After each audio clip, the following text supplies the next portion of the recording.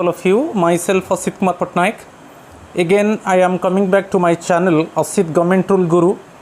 So after long days again, I am coming back with my video. It is related to the conduct rules, especially property transactions and gifts, and also you can get some general rules. 60 MCQ questions I will discuss, and it will be very valuable and useful for you for principal exams, for incoming principal exams, and also Viva. So please patiently just listen my video. Please do not forget to subscribe my channel Asit Government Rule Guru. So now I am going to discuss the 60 bumper MCQs. Question number 1. CCS conduct rules came into force with effect from dash.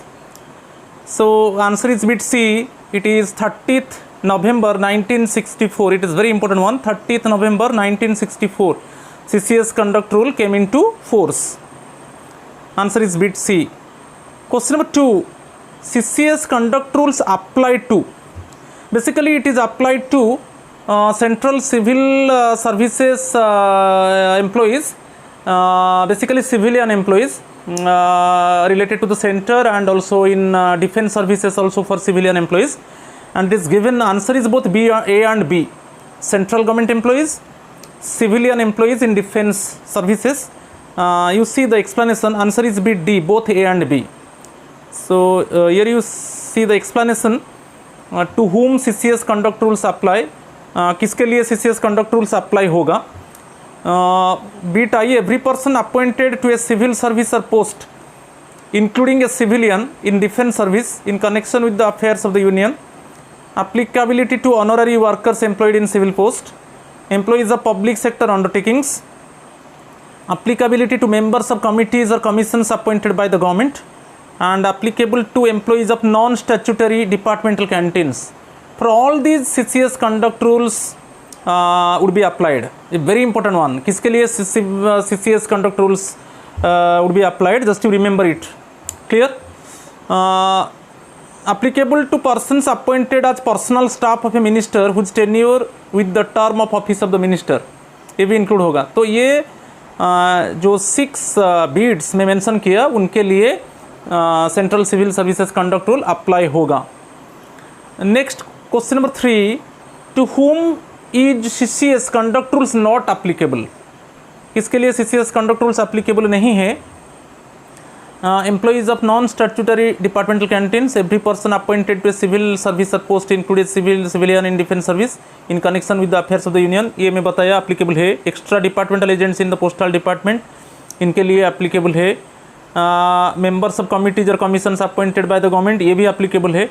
तो यहाँ पर जो answer है bit A है. Employees of non statutory departmental canteens, उनके लिए CCS conduct rules applicable नहीं है. Right, answer is bit answer is bit C. Extra departmental agents in the postal department, extra departmental agents in the postal department, उनके लिए applicable नहीं है. तो यहाँ पर थोड़ा एक्सप्लेनेशन को हम देखेंगे. To whom CCS conduct rules not apply. Railway servant, उनके लिए अप्लीकेबल नहीं है. A member of an all India service, उनके लिए अप्लीकेबल नहीं है. A holder of any post in respect of which the president has by general और special order directed that these rules shall not apply. Not applicable to post and telegraphs extra departmental agents. तो ये जो postal telegraph में जो extra departmental agents है उनके लिए applicable नहीं है. तो ये चारों को याद रखना है, ये उनके लिए central civil services conduct rules applicable नहीं है. तो चलो question number 4. Rule 1 of the CCS conduct rules applicable to. Bit A short title, commencement and application. Bit B definitions. Bit C general principles. Bit D prohibition of sexual harassment of working women. So answer is beat A short title, commencement and application. In rule 1 it is clearly mentioned that for whom central civil services conduct rule applicable and for whom CCS conduct rules is not applicable. It is clearly mentioned and already I have discussed. मैं कर चुका हूँ discuss. तो rule 1 it is related to the short title, commencement and application. Answer is bit A. चलो question number 5. ये बहुत important है. Members of family. So in CCS conduct rules members of family in relation to a government servant includes. तो जो CCS conduct rules में जो members of family है जो रूल 2 में मेंशन किया गया है क्लियरली, उसमें कौन सा फैमिली मेम्बर्स को इंक्लूड किया जाएगा। तो देखिए, बीट ए द वाइफ और husband as the case may be of the government servant whether residing with the government servant और नॉट। तो यदि हस्बैंड गवर्नमेंट सर्विस में है और वाइफ उनके साथ नहीं रह रहा है और बाहर रह रहा है, तो भी दोनों को लेंगे। द वाइफ और husband as the case may be of the government servant whether residing with the government servant और not. son or daughter or stepson or step daughter of the government servant and wholly dependent on him. Son daughter, stepson, step daughter, but here most important one is wholly dependent on the government servant. वो भी members of family में include होगा, ये भी correct है. Any other person related whether by blood or marriage to the government servant or to the government servant's wife or husband and wholly dependent on the government servant. जो government servant है उसका relatives, सब यदि government servant suppose mail है, उसका relatives को लेना है, वो पूरा गवर्नमेंट सर्वेंट के ऊपर डिपेंड कर रहा है, और उसका वाइफ का साइड में जो रिलेटिव्स है वो भी गवर्नमेंट सर्वेंट के ऊपर डिपेंड कर रहा है, तो उनको भी मेंबर्स ऑफ फैमिली में हम इंक्लूड करेंगे। तो answer is bit D, all of the above. Okay, you see the explanation, after that I will explain. It is all of the above, it is rule 2 of the CCS conduct rules. जो rule 2 है CCS conduct rules, इसमें clearly mention है members of family which are basically included in the CCS conduct rules. Here you see the explanation, कौन कौन members of family में include है। The wife or husband as the case may be of the government servant whether residing with the government servant or not, but does not include a wife or husband as the case may be separated from the government servant by a decree or order of a competent court. यदि competent court के order से यदि husband wife separate हुए हैं तो वहाँ पर वो इंक्लूड नहीं होगा। क्लियर? यदि हस्बैंड वाइफ एक साथ नहीं रह रहे हैं वो कुछ प्रॉब्लम नहीं, वो इंक्लूड होगा, मगर यदि हस्बैंड वाइफ सेपरेट हुए हैं, if the husband wife are separated due to the order of the court, then वहाँ पर एप्लीकेबल नहीं होगा। ओके, सन और डॉटर, अभी मैं बताया, सन और डॉटर और step daughter of the government servant, okay, dependent on him, son daughter और स्टेप डॉटर। मगर यहाँ पर जो कंडीशन है पूरा वो गवर्नमेंट सर्वेंट के ऊपर निर्भर करते हैं, तो वो मेंबर्स ऑफ फैमिली में इंक्लूड होंगे। बट यहाँ पर एक कंडीशन है, but does not include a child or step child who is no longer in any way dependent on the government servant. जो सन डॉटर है, स्टेप डॉटर है, वो गवर्नमेंट सर्वेंट के ऊपर डिपेंड नहीं करते हैं, उनको मेंबर्स ऑफ फैमिली में हम नहीं लेंगे। और of whose custody the government servant has been deprived by और अंडर एनी लॉ। जो लॉ के हिसाब से गवर्नमेंट सर्वेंट जो है उसका कस्टडी में वो चाइल्ड नहीं है, तो वो भी मेंबर्स ऑफ फैमिली में इंक्लूड नहीं होगा। एनी अदर पर्सन, अभी मैं बताया ब्लड रिलेशन, यदि हस्बैंड है गवर्नमेंट सर्वेंट तो उसका जो रिलेटिव्स उसके ऊपर डिपेंड कर रहे हैं उनको लेंगे, और उसका वाइफ का साइड में जो भी रिलेटिव्स गवर्नमेंट सर्वेंट के ऊपर फुली डिपेंड कर रहे हैं उनको भी लेंगे।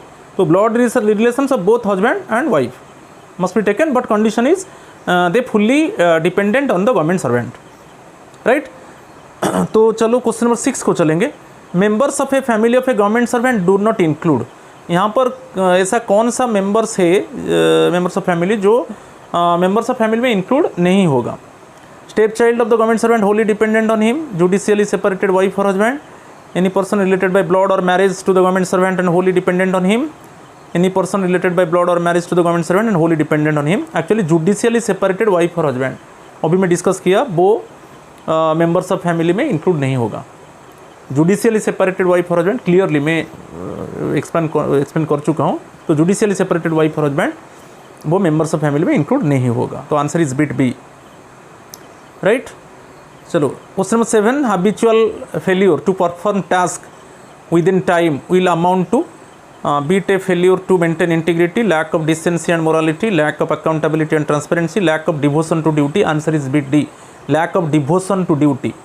हैबिचुअल फेल्योर जो timely basically when any particular concern government servant is not doing work timely and it is habitual one, okay, continuously or intermittently actually the concerned government servant is not doing work according to the time, so ये lack of devotion to duty ये general rules है, जो rule 3 है CCS conduct rule जो general rules उसमें देख लीजिए, ये lack of devotion to duty। Answer is bit D. Question number 8 को चलेंगे। Which of the following comes under lack of integrity. Okay ये भी वही जनरल रूल्स में है, रूल 3 जो है CCS conduct rules, bribery or corruption, misbehaviour, unbecoming a government servant or none of the above. Lack of integrity means it is bribery or corruption. यदि the government servant involve in any corruption or taken bribe, then it means he or she lose the integrity. So lack of integrity, it is related to bribery or corruption. Answer is bit A, right? ये बहुत important है. Next one, 9 question number. What behavior is expected of a government servant at all times? किस तरीके का behavior चाहिए government servant? Okay, जो public के साथ dealing कर रहा है regularly. We know that always the government servants are dealing with the public, rendering varieties of service to the public. So what type of behavior they must possess? Maintain absolute integrity, maintain absolute devotion to duty, do nothing which is unbecoming of a government servant. D, all of the above. Answer is bit D, all of the above. Maintain absolutely integrity. Government servants, they have not taken bribe or they do not involve in corruption. It is absolutely integrity. Maintain absolute devotion to duty. Each and every time government servants render service to the public in time, knowingly. It means they do not delay the work. Clear? So maintain absolute devotion to duty. Do nothing which is unbecoming of a government servant. Very common one. जो what type of rules and regulations are there, what type of procedures are there, the government servants should do work. All of the above answer है. All of the above answer is bit D. चलो question number 10. State what a government servant should do if he had received oral instruction or direction from his official superior. यदि official superior से जो higher authority से कोई oral instruction मिलता है subordinate को, तो वहाँ पर क्या होना चाहिए? State what A government servant should do. वहाँ पर गवर्नमेंट सर्वेंट क्या करेगा? जो सबऑर्डिनेट गवर्नमेंट सर्वेंट उसको कुछ ओरल इंस्ट्रक्शन मिला हायर अथॉरिटी से, वहाँ पर क्या होगा? ओरल इंस्ट्रक्शन होगा, ये प्रॉब्लम नहीं है, ओरल इंस्ट्रक्शन होगा, मगर उसके बाद सुपरियर अथॉरिटी रिटन इंस्ट्रक्शन भी देगा. क्लियर? सो जो गवर्नमेंट सबऑर्डिनेट गवर्नमेंट सर्वेंट है, if receive oral instruction from the superior no problem, but after that he or she must receive the written instruction from the superior. Clear? So यहाँ पर देखेंगे option जो है, he would obtain the written confirmation of the same. It is right one. Answer is bit A. Oral instruction superior authority दे सकता है. Immediately the superior authority has given oral information, but immediately after that he must give written instruction by written material to the subordinate. So the answer is BT. He would obtain the written confirmation of the same. Bit B, he would go and discuss about this with other employees. He would not ask for any official confirmation from his official superior in writing. He would try to get the written confirmation from the supervisor of some other department, but answer is bit A. He would obtain the written confirmation of the same. उसका explanation भी देख लीजिए. So answer is bit A. Answer देख लीजिए. Basically rule 3 में general rules में clear है. The direction of the official superiors are ordinarily be in writing. Oral direction to subordinates shall be avoided as far as possible. Where the issue of oral direction becomes unavoidable, the official superior shall confirm it in writing immediately thereafter. कभी कभी क्या है, कभी कभी immediately written instruction superior authority नहीं दे सकता है सबऑर्डिनेट को. So in that case immediately he has given oral instruction, but immediately after that he must have give written instruction to the subordinate. But regularly it should not be happened.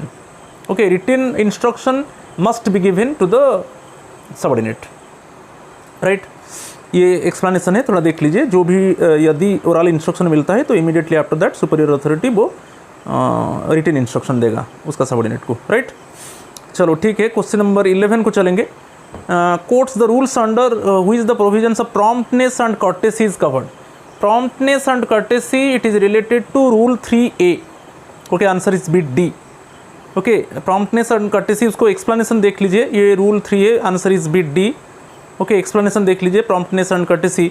No government servant shall in the performance of his official duties act in a discourteous manner. It means each and every time during official duties always the government servant should behave in a polite manner, should deal with the public in a polite manner and avoid impoliteness, right? So in the performance of his official duties act in a so no government servant shall in the performance of official duties act in a discourteous manner. Each and every time it means the government servant should behave with the public in a polite manner and a courteous manner. Be it be in his official dealings with the public or otherwise, adopt dilatory tactics or willfully cause delays in disposal of the work assigned to him.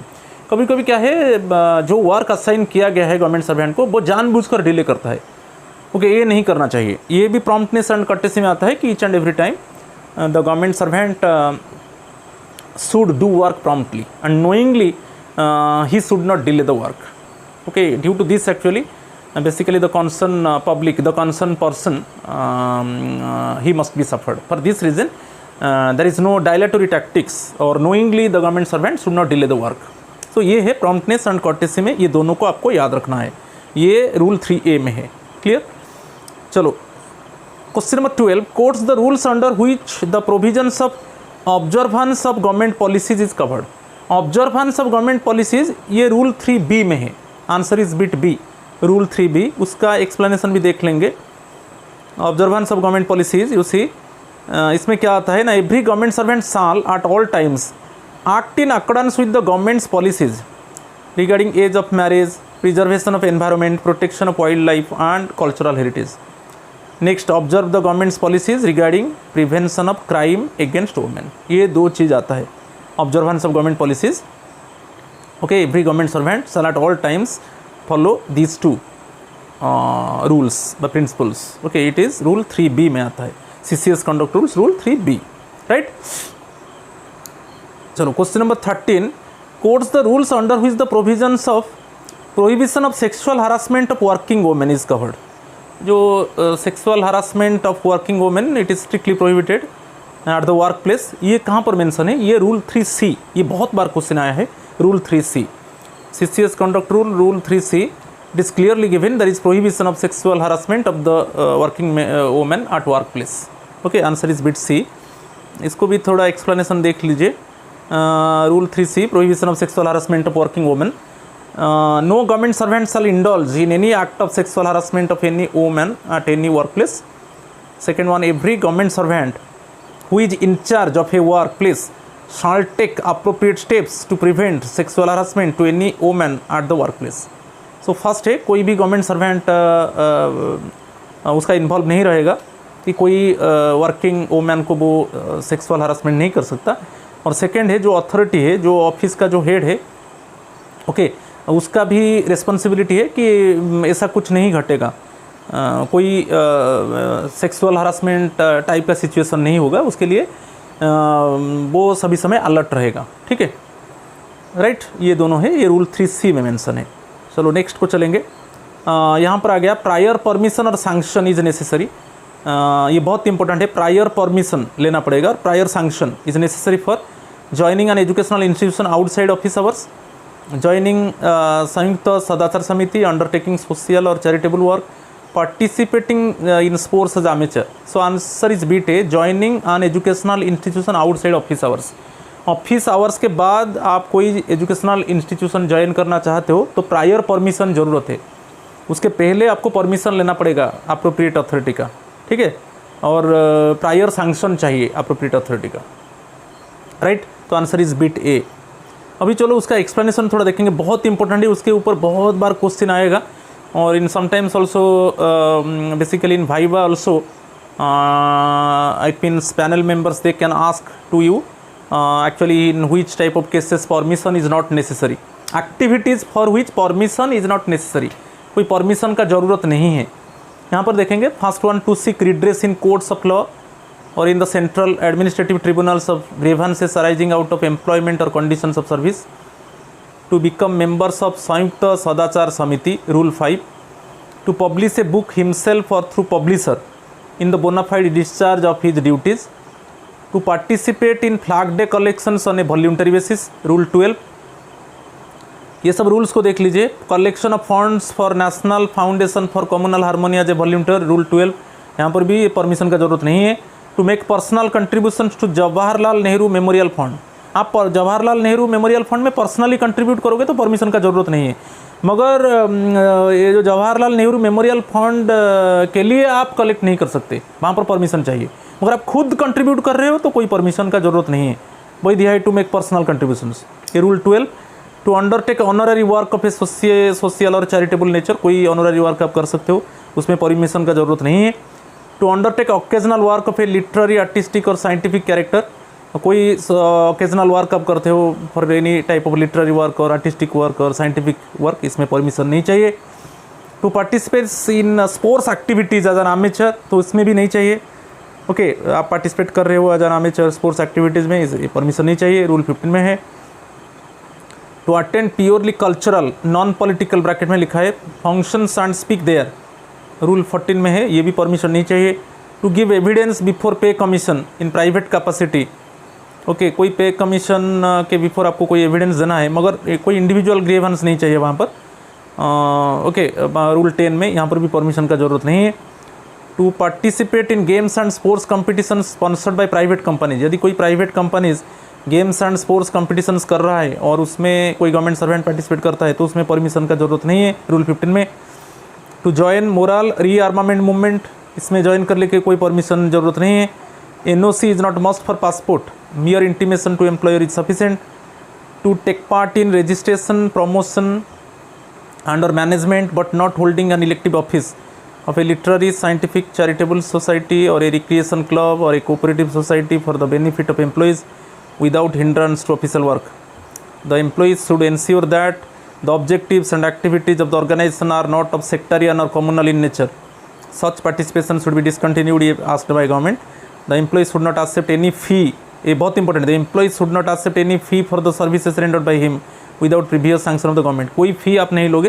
तो ये जो take part करोगे registration, चाहे registration की, promotion की, management of a literary, scientific, charitable society और any recreation club और cooperative society, मगर इलेक्शन में भाग नहीं लेना है, ये सब काम करोगे तो बिना परमिशन से मिलेगा, मगर वहाँ पर कोई फ़ी नहीं लोगे। फ़ी लेना है तो गवर्नमेंट का प्रायर परमिशन का ज़रूरत है, ये रूल 15 में है। To give evidence on behalf of association, कोई on behalf of association on any departmental inquiry or suppose you want to give evidence on behalf of any government inquiry, so वहाँ पर permission का ज़रूरत नहीं है, ये रूल 10 में है।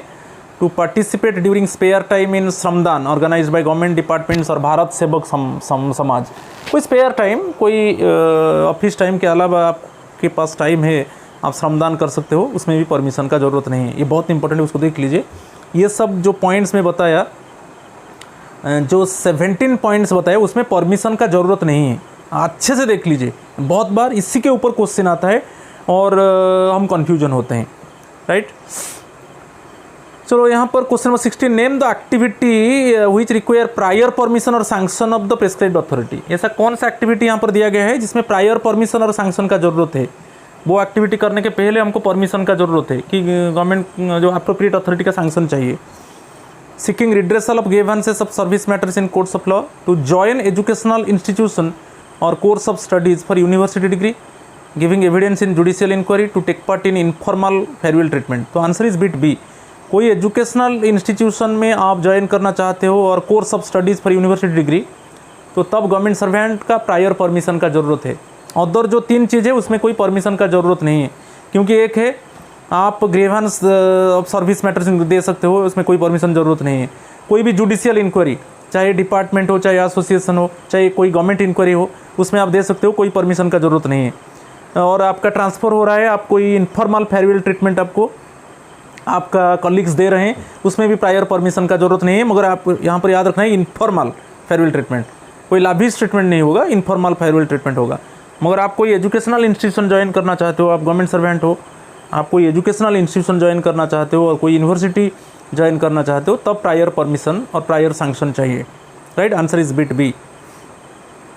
चलो अभी एक्सप्लेनेशन देखेंगे कि ऐसा कौन सा एक्टिविटीज़ है जो प्रायर परमिशन और सैंक्शन चाहिए। एक्टिविटीज़ के पहले परमिशन लेना है और the government should sanction it, then after sanction actually you can it means move forward related to the activities। तो अभी देखेंगे कहाँ पर परमिशन और सैंक्शन चाहिए। To join as volunteers in the civil defence service and receive allowances, ये rule 3। To join Saint John ambulance brigade, rule 3। To join home guards organisation is encouraged, rule 3। और इसमें परमिशन का ज़रूरत है। To join territorial army, permission का ज़रूरत है। To join educational institution or course of studies for university degree, अभी मैं बताया रूल 3, ये परमिशन सब है, परमिशन और सैंक्शन जरूरत है। own wholly or in part or conduct or participate in the editing or management of any newspaper or other periodical publication or electronic media, ये रूल 8 में है, इसमें परमिशन का ज़रूरत है। To give evidence in connection with any inquiry conducted by any person, committee और authority, यदि कोई पर्सन के तरफ से और कोई कमिटी और अथॉरिटी की तरफ से आप कोई एविडेंस देना चाहते हो तो उसमें परमिशन का ज़रूरत है। मगर कहाँ पर परमिशन ज़रूरत नहीं है जहाँ पर आप एविडेंस दे सकते हो, in which cases you have given evidence but there is no permission is required, ये 3 चीज़ में परमिशन ज़रूरत नहीं है। देख लीजिए, evidence given at an inquiry before an authority appointed by the government, parliament और ए स्टेट लेजिस्लेचर, यदि कोई गवर्नमेंट इंक्वायरी चल रहा है, कोई पार्लियामेंट का इंक्वायरी चल रहा है और कोई स्टेट लेजिस्लेचर का इंक्वायरी चल रहा है, वहाँ पर आपको एविडेंस देना है गवर्नमेंट सर्वेंट को, परमिशन का ज़रूरत नहीं है। Evidence given in any judicial inquiry, कोई जुडिशियल इंक्वायरी में गवर्नमेंट सर्वेंट को एविडेंस देना है, वहाँ पर भी परमिशन का ज़रूरत नहीं है। और evidence given at any departmental inquiry order by authorities subordinate to the government, subordinate of the government के हिसाब से कोई डिपार्टमेंटल इंक्वायरी चल रहा है, आप उसमें एविडेंस दे रहे हो तो उसमें परमिशन का ज़रूरत नहीं है। अदरवाइज कोई पर्सन के तरफ से आप दे रहे हो एविडेंस की, कमिटी और अथॉरिटी की तरफ से दे रहे हो, वहाँ पर परमिशन का ज़रूरत है। तो तीनों केस में परमिशन का ज़रूरत नहीं है, बहुत इंपॉर्टेंट है, बहुत बार क्वेश्चन आया है। और देखेंगे टू आस्क फॉर और एक्सेप्ट कंट्रीब्यूशंस टू और otherwise associate himself in the raising of any funds और अदर कलेक्शंस इन कैश और in kind in pursuance of any object whatsoever, कोई भी कंट्रीब्यूशंस आप कोई फंड रेज करना चाहते हो, कलेक्शन करना चाहते हो तो उसमें परमिशन का ज़रूरत नहीं है। मगर जैसे आपको national flag day, communal harmony में आप कलेक्ट कर रहे हो तो उसमें परमिशन का ज़रूरत नहीं है, मैं डिस्कस कर चुका हूँ। To accept membership of book clubs run by foreign agencies, कोई बुक क्लब को फंक्शन कर रहा है फॉरेन एजेंसीज, उसमें भी परमिशन का ज़रूरत है। आप मेंबरशिप लेना चाहते हो तो उसमें परमिशन का ज़रूरत है। ये जो भी पॉइंट्स है सब परमिशन का ज़रूरत है। To receive any complimentary or valedictory address or accept any testimonial or attend any meeting or entertainment held in his honour or in the honour of any other government servant, तो ये permission चाहिए। मगर exceptions दिया है कि to take part in informal farewell entertainment held on occasions like retirement or transfer, और retirement transfer time में कोई इनफॉर्मल एंटरटेनमेंट कॉलीग से तरफ से मिल रहा है, वहाँ पर परमिशन का ज़रूरत नहीं है। जो एक्सेप्शंस है वो वहाँ पर ज़रूरत नहीं है permission. To attend and speaks at functions and ceremonies perform by others in respect of purely non political और कल्चरल इंस्टीट्यूशंस, ये रूल 14 में, तो इसमें भी परमिशन का ज़रूरत नहीं है। Right, to accept international awards permission का ज़रूरत है। To accept fee for work done by any private और पब्लिक बॉडी और पर्सन, कोई प्राइवेट बॉडी में, कोई पब्लिक बॉडी और इन पर्सन में आप काम कर रहे हो, आप फी ले रहे हो, वहाँ पर भी परमिशन का ज़रूरत है। Acceptance of A part time lectureship in an educational institution which is in the nature of a regular remunerative occupation, कोई पार्ट टाइम लेक्चरशिप कर रहे हो, आप रेगुलर के हिसाब से आप रेम्यूनरेशन ले रहे हो, वहाँ पर परमिशन का ज़रूरत है। टू एनरोल हिमसेल्फ, ये बहुत बार आया है, to enroll himself as an advocate with the bar association subject to the condition that the government servant does not engage himself in the legal profession so long as he continues in government service. आप bar association में enrol कर सकते हो advocate के आकार में, licence ले सकते हो, मगर आप जब तक गवर्नमेंट सर्विस में हो तब तक आप कोई लीगल प्रोफेशन में आप डायरेक्टली एंगेज नहीं हो सकते। हाँ, आप बार एसोसिएशन का मेंबरशिप ले सकते हो, कोई प्रॉब्लम नहीं। बहुत बार क्वेश्चन आया है, बार एसोसिएशन मेंबरशिप ले सकते हो, मेंबरशिप ले सकते हो, मगर कोई लीगल प्रोफेशन में आप जब तक गवर्नमेंट सर्विस में तब तक लीगल प्रोफेशन में डायरेक्टली एडवोकेट होकर आप कोई कोर्ट में आप कोई कार्य नहीं कर सकते एज एन एडवोकेट। आप मेंबरशिप ले सकते हो, लाइसेंस ले सकते हो, ये बहुत इंपॉर्टेंट है रूल 15 में। To accept remuneration for services rendered by regularly to cooperative societies, कोई कोऑपरेटिव सोसाइटीज में आप काम कर रहे हो, रेम्यूनरेशन ले रहे हो, वहाँ पर परमिशन का जरूरत है। हाँ, बिना रेम्यूनरेशन से आप काम करो कोई प्रॉब्लम नहीं, मगर कोऑपरेटिव सोसाइटीज में काम करके आप गवर्नमेंट सर्वेंट हो, फिर कोऑपरेटिव सोसाइटीज में आप काम कर रहे हो और वहाँ पर रेम्यूनरेशन ले रहे हो, परमिशन का जरूरत है। To undertake medical practice during spare time on a purely charitable basis if registered as a practitioner in any system of medicine, any system of medicine में आप सपोज कोई मेडिकल प्रैक्टिस स्पेयर टाइम में आप medical practice कर रहे हो purely charitable basis में, वहाँ पर भी परमिशन का जरूरत है। To enter into negotiations with private firms to secure commercial employment even while in service, आप गवर्नमेंट सर्विस में हो, गवर्नमेंट सर्विस में होकर आप कोई प्राइवेट फार्म्स में कोई कमर्शियल एम्प्लॉयमेंट के लिए नेगोशिएट कर रहे हो, उसमें परमिशन चाहिए, गवर्नमेंट अलाउ नहीं करेगा उसको। To hold an elective office in cooperative societies and other bodies and to contest in an election in such body, आप कोई कोऑपरेटिव सोसाइटी में इन्वॉल्व हो और इलेक्शन में फाइट करने के लिए इट मीन्स खड़े होने के लिए सोच रहे हो, नहीं होगा। आप मेंबर हो सकते हो और विदाउट रेम्यूनरेशन आप काम कर सकते हो, मगर वहाँ पर एक्चुअली कोई परमिशन का ज़रूरत नहीं, क्योंकि आप एक्स्ट्रा स्पेयर टाइम में आप कोऑपरेटिव सोसाइटी में इन्वॉल्व रहो, काम करो, मगर बिना रेम्यूनरेशन से। मगर आप वहाँ पर रेम्यूनरेशन ले रहे हो तो परमिशन चाहिए, और वहाँ पर इलेक्शन में खड़े हो रहे हो, परमिशन चाहिए। टू बी मेंबर्स ऑफ और actively participate in the activities of Indo foreign cultural organisations, कोई ऐसा मेंबरशिप आप ले रहे हो इंडो फॉरेन कल्चरल ऑर्गेनाइजेशंस में, परमिशन चाहिए। बिना परमिशन से आप उसका मेंबरशिप नहीं ले सकते। To stay with foreign diplomats and foreign national abroad, अब बाहर कोई फॉरेन डिप्लोमेट के साथ कि कोई फॉरेन नेशनल के साथ नहीं रह सकते, गवर्नमेंट अलाउ नहीं करेगा, राइट। तो ये बहुत इंपॉर्टेंट है, इसको देख लीजिए, इसके ऊपर क्वेश्चन आता ही 100% आएगा, राइट। तो अभी चलो नेक्स्ट चलेंगे। यहाँ पर मेंबर्स ऑफ पार्लियामेंट और state legislature of the area are to be invited to public functions organized by government offices. In such situation what is the status of MP as per the warrant of presidents, ये बहुत important है। Suppose आप member of parliament को इन्वाइट किया है और कोई स्टेट जैसे MLA member of the legislative assembly जो है, एमएलए को आप इन्वाइट किया है, तो उनका जो स्टेटस रहेगा कैसे रहेगा? Always answer beat C, he is above the rank of secretary to the government of India, याद रखना है, he is above the rank of secretary to the government of India. ये क्लियरली मेंशन किया गया है जो ऑफिस प्रोसीजर है warrant of presidents, तो उनका जो रैंक रहेगा वो secretary to the government of India से ऊपर रहेगा। तो answer is bit C, right. तो एक्सप्लेनेशन भी है यहाँ पर दिया है, देखिए, मेंबर्स ऑफ पार्लियामेंट और state legislatures of the area should be invariably be invited to a public function organized by government service.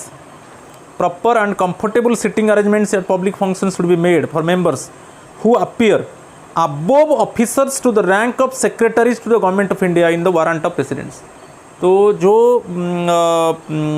Seat रहेगा वो जो secretaries to the government of India उनसे ऊपर रहेगा, राइट। जो सिटिंग अरेंजमेंट होता है ये बहुत इंपॉर्टेंट है, इसको याद रखना है। Next, what is the time limit prescribed for sending an acknowledgement to a communication or letter received from the members of parliament as per the provision of manual of office procedures? एक manual of office procedures है, जैसे कोई communication मिला members of the parliament से, कोई ऐसा communication मिला, कोई letter receive हुआ, तो उसको उसका acknowledgement हम कितने दिन के अंदर भेजेंगे कि हाँ ये letter को हम receive किया। Okay, any letter suppose sent by the MLA and MPs to the concerned government servant, then within how many days the acknowledgement should be sent to the MLAs and MPs? It is within 15 days. तो जब letter receive होगा तो 15 days के अंदर government servant को acknowledgement भेजना है कि मैं स्वीकार किया, ओके, कि मैं लेटर को रिसीव किया। तो जब लेटर उसको रिसीव होगा 15 डेज़ के अंदर एक एक्नॉलेजमेंट रिसिप्ट वो भेजेगा the concern MLA and MP को, राइट। तो आंसर इज बिट सी। इसका एक्सप्लेनेशन भी है, extracts from the manual of office procedure, आप देख लीजिए, ये बहुत इंपॉर्टेंट है। First, each communication received from the member of parliament, a member of the public, a recognized association और ए पब्लिक बॉडी। आप देखिए कहाँ से कम्युनिकेशन रिसीव होगा? Members of parliament, member of the public, recognised association और a public body will be acknowledged with in 15 days. First 15 days में जब letter receive होगा तो 15 दिन के अंदर हम एक एक्नॉलेजमेंट लेटर सेंड करेंगे, गवर्नमेंट सर्वेंट सेंड करेगा कि मैं स्वीकार किया, मैं रिसीव किया। नेक्स्ट 15 डेज के अंदर वो रिप्लाई करेगा, followed by reply with in next 15 days of acknowledgement send. Acknowledgement तो 15 डेज़ के अंदर होगा, फिर नेक्स्ट 15 डेज़ के अंदर रिप्लाई होगा। जिस चीज़ के लिए लेटर एक्चुअली रिसीव किया है उसको रिप्लाई करेगा, ओके। इट मीन्स लगभग विद इन 30 डेज़ के अंदर रिप्लाई करना पड़ेगा और विद इन 15 डेज़ के अंदर एक्नॉलेजमेंट लेटर सेंड करना पड़ेगा, राइट।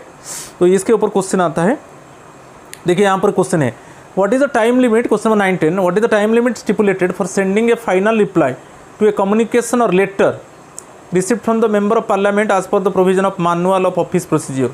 तो आपको ए लेटर रिसीव हुआ तो अभी मैं डिस्कस किया कि 15 डेज़ के अंदर आपको एक्नॉलेजमेंट सेंड करना है और कितने दिन के अंदर उसको रिप्लाई करना है? With in 30 days. जब से लेटर रिसीव हुआ उसका 30 डेज़ के अंदर हमको रिप्लाई भी देना है। जो लेटर हमको रिसीव हुआ basically on which matter the letter is received from the MP, then after receiving of letter within 30 days, again the concerned government servant send the reply to the concerned MP, member of the parliament, right? Answer is bit D, within 30 days. तो यहाँ पर दो चीज़ याद रखना है, acknowledgement जो हम send करेंगे विदिन 15 डेज और जो रिप्लाई हम देंगे विदिन 30 डेज. चलो next, the officers dash telephonic messages left for them by the members of the parliament और state legislatures in their absence. यदि कंसर्न ऑफिसर नहीं है तो ऐसा कुछ टेलीफोनिक मैसेज सेंड कर दिए हैं मेंबर्स ऑफ पार्लियामेंट और स्टेट लेजिस्लेचर, उसको इग्नोर नहीं करना चाहिए. Sometimes due to the absence of the officers, members of parliament or state legislature actually they send a telephonic message and it should not be ignored by the government servant. So answer is bit B, should not ignore the telephonic message sent by the members of parliament or state legislatures. Clear? Answer is bit B. चलो question number 21, while the government servant should consider carefully or listen patiently to what the members of the parliament and of the state legislatures may have to say, the government servant should always act. यदि कुछ instruction दे रहे हैं members of parliament और state legislatures, then the government servant must listen patiently, okay, and always do work according to their own judgement and as per rules. According to their own judgement, according to the judgement of MP and MLAs, the government servant should do work. So answer is bit B. The government servant always act according to their own best judgement and as per rules. तो खुद का own judgement से काम नहीं करेगा. जो भी judgement, final judgement MP और MLA की तरफ से मिलेगा उसी के हिसाब से काम करना पड़ेगा. तो answer is bit B, according to their. There means basically MLAs and MPs, okay, own best judgement and as per rules. चलो क्वेश्चन नंबर 22 को चलेंगे. इंफॉर्मेशन और statistics relating to matters of local importance must be furnished by the officers to the MPs and MLAs when asked for. यदि member of the parliament and member of legislative assemblies suppose वो उनको कुछ record चाहिए, statistical record चाहिए, तब government servant का काम है, जो कंसर्न गवर्नमेंट सर्वेंट है वो देगा. Suppose any record they need by the member of the parliament and member of the state legislature, if they need some statistics or some data, so in that case actually the concerned government servant should provide the data. यदि वो request को refuse करता है, the instructions from a higher authority should be taken. Yes, यदि वो refuse करेगा कि मैं डाटा नहीं दे सकता, तब वो इंस्ट्रक्शंस रिसीव करेगा हायर अथॉरिटी से. ये जो स्टेटमेंट है करेक्ट है. Okay, answer is beat A correct one, right. उसका एक्सप्लेनेशन भी है. कुछ बेसिक प्रिंसिपल्स देख लीजिए. तो basic principles to be borne in mind by the government servants while interacting with the members of parliament and state legislatures are as follows. एक एक में just I read. First one, government servant should show courtesy and consideration to members of parliament and state legislatures, while the government servants should consider carefully or listen patiently to what the members of the parliament and of the state legislatures may have to say. The government servants should always act according to their own best judgment and as per rules. Any deviation from an appointment made with a member of parliament must be promptly explained to him to avoid any possible inconvenience. Fresh appointments should be fixed in consultation with him. An officer should be meticulously correct and courteous and rise to receive and see of a member visiting him. Members of parliament or state legislatures of the area should invariably be invited to a public function organized by a government office. Proper and comfortable sitting arrangements at public functions should be made for the members who appear above officers to the rank of secretaries to government of India in the warrant of residence. इसको मैं discuss कर चुका हूँ. Okay, above the officers to the rank of secretaries to government of India, इसलिए red mark कर दिया. Where any meeting convened by the government is to be attended by MP, special care should be taken to see that notice is given to them in good time regarding the date, time, venue, etc. of the meeting, and it should be ensured that there is no slip in any matter of detail, however minor it may be. It should be ensured, okay, it may be ensured that intimation regarding to BTA, that intimation regarding public meetings or functions be sent through speedier communication devices to the members so that they are received by them well in time. That receipt of intimation by the member is confirmed by the officer or official concerned. Letters from members of parliament and members of state legislatures must be promptly acknowledged and a reply sent at an appropriate level expeditiously. Information or statistics relating to matters of local importance must be furnished by the officers to the MPs and MLAs when asked for. If request is to be refused, instructions from a higher authority should be taken. A government servant should not approach MPs or MLAs for sponsoring his individual case. Reference from the committees of parliament must be attended promptly. A senior officer at the level of joint secretary or equivalent should be charged with the responsibility for ensuring this. ये भी बहुत important है. कोई reference कोई committees of parliament में receive होता है तो जॉइंट सेक्रेटरी और इक्विवेलेंट जो कैडर का ऑफिसर है उसका रिस्पॉन्सिबिलिटी है कि वो इसको इंश्योर करेगा कि हम वो जो रेफरेंस है उसको रिसीव करके उनको भी रिप्लाई करना है. The officer should not ignore telephonic messages left for them by the members of the parliament or state legislatures in their absence and should try to contact at the earliest the members of the parliament or state legislature concerned. ये भी discuss कर चुका हूँ मैं, question दे चुका हूँ आपको. चलो question number 23. Which of the following need not be submitted as return of assets? ये जो है ये बहुत इंपॉर्टेंट है. रूल 18 जो है CCS conduct rules, rule 18 related to the property transactions, movable property and immovable property के ऊपर है question. Which of the following need not be submitted as return of assets and liabilities by a government servant during his entry into the government service?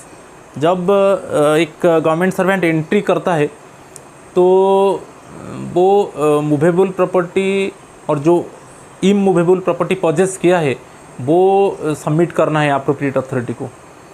तो उसमें क्या submit नहीं होगा? Immovable property inherited और owned और acquired by him, shares, debentures and cash in bank, other movable property, BD utensils, crockery and books. जो है BD है उसको जो न्यूली गवर्नमेंट सर्वेंट है उसको उसके पास जो असेट्स है और लाइबिलिटीज़ है वो अप्रोप्रिएट अथॉरिटी को इन्फॉर्म करना है. उसका फॉर्म होता है, उसको इन्फॉर्म इमीडिएटली उसको इन्फॉर्म करना है कि मेरे पास ये इतना मूवेबल प्रॉपर्टी है कि इमूवेबल प्रॉपर्टी है. तो मगर जो यूटेंसिल्स, क्रॉकरी एंड बुक्स है वो ये जो उसके ऊपर वो ऐसा कुछ को सबमिट नहीं करेगा. Okay, answer is BD. बहुत इंपॉर्टेंट है, बहुत बार क्वेश्चन आया है. चलो आगे में उसको एक्सप्लेन करेंगे. Okay, utensils, crockery and books को इसको सबमिट नहीं किया जाएगा जब प्रॉपर्टी रिटर्न होगा न्यूली रिक्रूट के लिए. Question number 24. Under which of the following circumstances should a government servant report to the authority while entering into a transaction of a movable property? 18(3) में क्लियर मेंशन है, rule 18(3) में related to the movable property. यदि आप कोई movable property जैसे shares, debentures, ornaments, vehicles और premium of life insurance, इस case में जब आप कोई ट्रांजैक्शन करते हो और वो it is more than 2 months basic pay, आपका जो बेसिक पे है वो 2 months बेसिक पे से ज़्यादा होगा.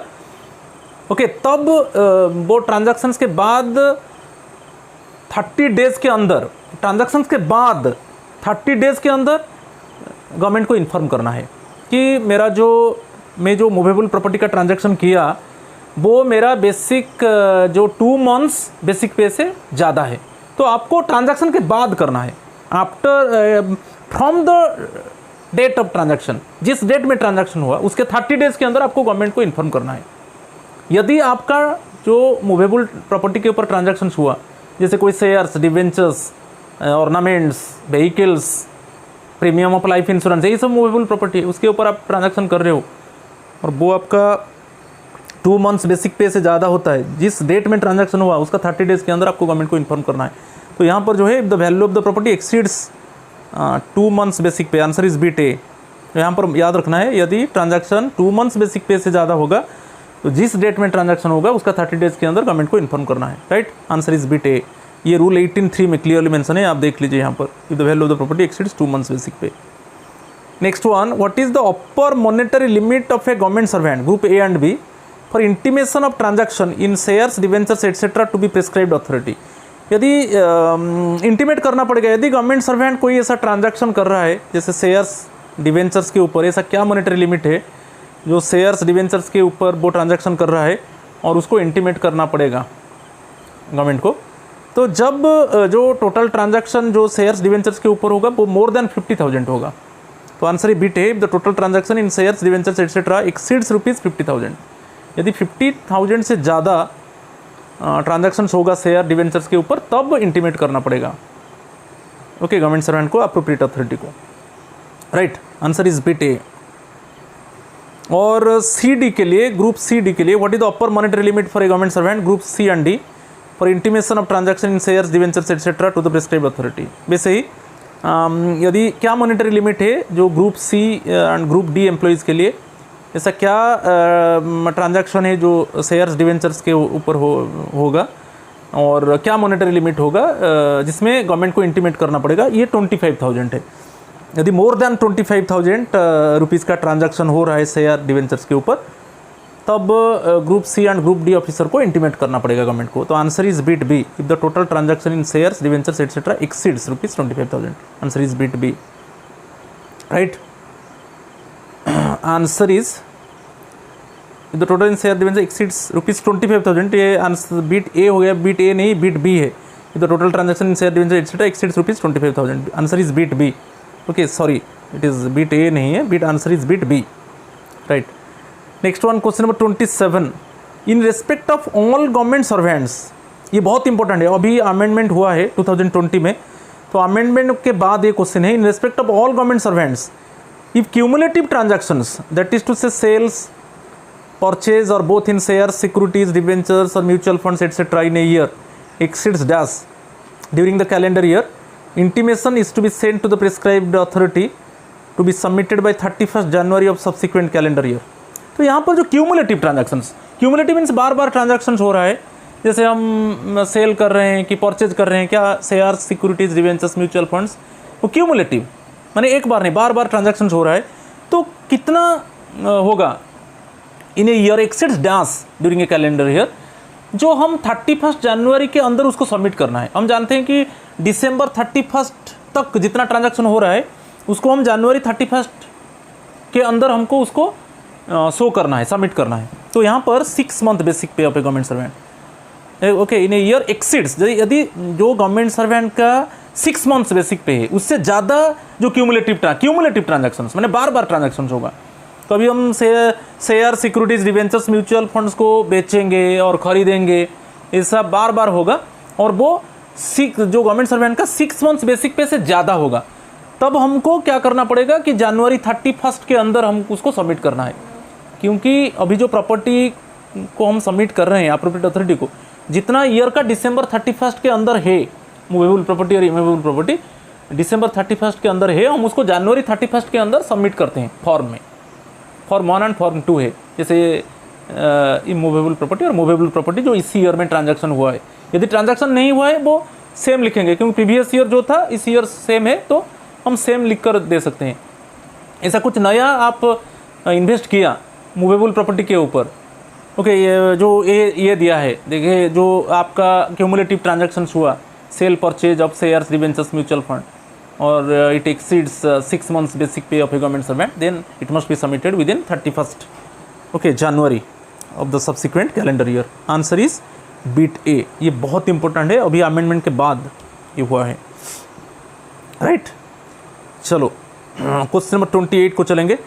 प्रिस्क्राइब्ड अथॉरिटी, तो आपको याद रखना है क्लास 1 ऑफिसर उनका जो प्रिस्क्राइब्ड अथॉरिटी है वो गवर्नमेंट है, ठीक है, class 1 officer group A officer, और जो ग्रुप बी ऑफिसर है बेसिकली जो क्लास 2 ऑफिसर है उसका prescribed authority head of the department है, और जो ग्रुप सी एंड डीज है okay group C and D में जो एम्प्लॉयज आते हैं तो उनका जो प्रिस्क्राइब्ड अथॉरिटी है वो हेड ऑफ द ऑफिस है। तो उसको देखेंगे, who is the prescribed authority with respect to class 1 officer व group A officer to order for a full and complete statement regarding acquired movable and immovable property. हमको एक complete statement देना पड़ता है, तो उसमें हमारा प्रिस्क्राइब्ड अथॉरिटी क्लास 1 ऑफिसर के लिए गवर्नमेंट है, अभी मैं बताया ग्रुप ए ऑफिसर के लिए गवर्नमेंट है। Answer is bit A. चलो next, who is the prescribed authority with respect to class 2 officer, class 2 means group B officer to order for a full and complete statement regarding acquired movable and immovable property. तो prescribed authority है head of the department, group B officer व class 2 officer. जो prescribed authority है जो हम जो complete statement हमारा submit कर रहे हैं, डिटेल्स जो करेंट ईयर में जो ट्रांजैक्शंस हुआ है, तो हम किसको सबमिट करेंगे ना, हेड ऑफ द डिपार्टमेंट को, वो क्लास 2 ऑफिसर व group B officer. Okay, head of the department. Next one, who is the prescribed authority with respect to class 3 or 4 officer, basically group C or D officer, to order for a full and complete statement regarding acquired movable and immovable property. ये head of the office है. तो group A officer और class 1 officer government है prescribed authority, group B officer और class 2 officer उसके लिए head of the department prescribed authority है, और क्लास 3 और क्लास 4 ऑफिसर और ग्रुप सी और group D officer prescribed authority है हेड ऑफ ऑफिस, राइट. ये बहुत इंपॉर्टेंट है. चलो next 31, question number 31. Where a government servant enters into a transaction in respect of movable property either in his own name or in the name of member of his family, he shall within dash from the date of such transaction report the same to the prescribed authority if the value of such property exceeds 2 months basic pay of the government servant. मैं अभी बताया था, यदि movable property के ऊपर आप कोई transaction आपका नाम पे कर रहे हो और आपका कोई फैमिली मेम्बर का नाम पे कर रहे हो और कोई आपका रिलेटिव के नाम पे कर रहे हो और वो ट्रांजैक्शंस मोर देन 2 मंथ्स बेसिक पे होगा, जो आपका 2 मंथ्स बेसिक पे उससे ज़्यादा होगा वो मूवेबल ट्रांजैक्शन, जैसे शेयर्स, डिवेंचर्स, म्यूचुअल फंड्स और लाइफ इंश्योरेंस, ये 2 मंथ्स बेसिक पे से ज़्यादा होगा, तब हमको जिस डेट में ट्रांजैक्शन हुआ उसका कितने दिन के अंदर हमको गवर्नमेंट को इन्फॉर्मेशन देना है, 30 डेज़ के अंदर. ओके, जिस डेट में ट्रांजैक्शन होगा उसका 30 डेज़ के अंदर, मगर जो ट्रांजैक्शन होगा it must exceeds 2 months basic पे, 2 मंथ्स बेसिक पे से ज़्यादा होगा, और जिस डेट में ट्रांजैक्शन होगा मूवेबल प्रॉपर्टी के ऊपर, जिस डेट में होगा उससे 30 डेज़ के अंदर हमको गवर्नमेंट को इन्फॉर्म करना है, गवर्नमेंट का नॉलेज में लेना है. तो आंसर इज बिट सी, बहुत इंपॉर्टेंट है ये रूल 18(3) में आप देखिए, answer is bit C. Within 1 month from the date of such transaction, 30 days. Question number 32. When a government servant acquire or dispose of any immovable property by lease, mortgage, purchase, sale, gift, either in his own name or in the name of any member of his family, तो यहाँ पर क्या है, related तो immovable property जो rule 18(2) में है, basically rule 18 property transaction के ऊपर है, जो रूल 18(2) है इसमें क्लियरली मेंशन है, यदि कोई गवर्नमेंट सर्वेंट कोई इमूवेबल प्रॉपर्टी को एक्वायर कर रहा है और डिस्पोज कर रहा है कि और dispose of any immovable property by lease, mortgage, purchase, sale, gift, either in his own name और in the name of any member of his family, तो ये जो भी ट्रांजैक्शंस इमूवेबल प्रॉपर्टी के ऊपर हो रहा है तो उसको प्रायर इंटीमेशन देना है. वो इसके पहले, ट्रांजैक्शन से पहले गवर्नमेंट को इंटीमेट करना है, पहले गवर्नमेंट का नॉलेज में लेना है, प्रायर इंटीमेशन और प्रायर नॉलेज में लेना है. तो answer is it is bit A, prior intimation of the prescribed authority is necessary. मैं अभी बताया किसके लिए प्रिस्क्राइब्ड अथॉरिटी कौन है, तो प्रायर इंटीमेशन देना है. तो यहाँ पर याद रखना है, कोई इमूवेबल प्रॉपर्टी के ऊपर ट्रांजैक्शन हो रहा है तो प्रायर इंटीमेशन जरूरी, prior intimation of the prescribed authority is necessary one. Okay, prior sanction नहीं, prior intimation, answer is beat A. तो कोई भी इमूवेबल प्रॉपर्टी के ऊपर ट्रांजैक्शन हो रहा है, राइट, ये बहुत इंपॉर्टेंट है. Prior intimation of the prescribed authority is necessary. Next, is it necessary for a government servant to get previous sanction when he enters into a transaction in respect of movable property with a person having official dealings with him. हाँ, यदि आप movable property के ऊपर transaction कर रहे हो और जिस आदमी के साथ कर रहे हो उसके साथ ऑफिशियल डीलिंग आपका है, समझ में आ रहा है कि नहीं. आप मूवेबल ट्रांजैक्शंस जैसे कोई शेयर खरीद रहे हो कि डिबेंचर्स खरीद रहे हो कि म्यूचुअल फंड्स खरीद रहे हो जिस आदमी से, और उसके साथ आपका ऑफिशियल डीलिंग्स है, वहाँ पर ये नेसेसरी है कि आपको प्रायर परमिशन लेना पड़ेगा, प्रायर सैंक्शन का ज़रूरत है अप्रोप्रिएट अथॉरिटी का, प्रायर परमिशन और प्रायर सैंक्शन का ज़रूरत है, राइट. तो यहाँ पर prior previous sanction must, previous sanction must, answer is bit B. तो आपको याद रखना है, चाहे मूवेबल हो चाहे इमूवेबल हो, जिस आदमी के साथ आप ऑफिशियल ट्रांजैक्शंस कर रहे हो, जिसके साथ आप ट्रांजैक्शंस कर रहे हो और उसके साथ आपका ऑफिशियल डीलिंग्स है, तो आपको प्रायर परमिशन का ज़रूरत है.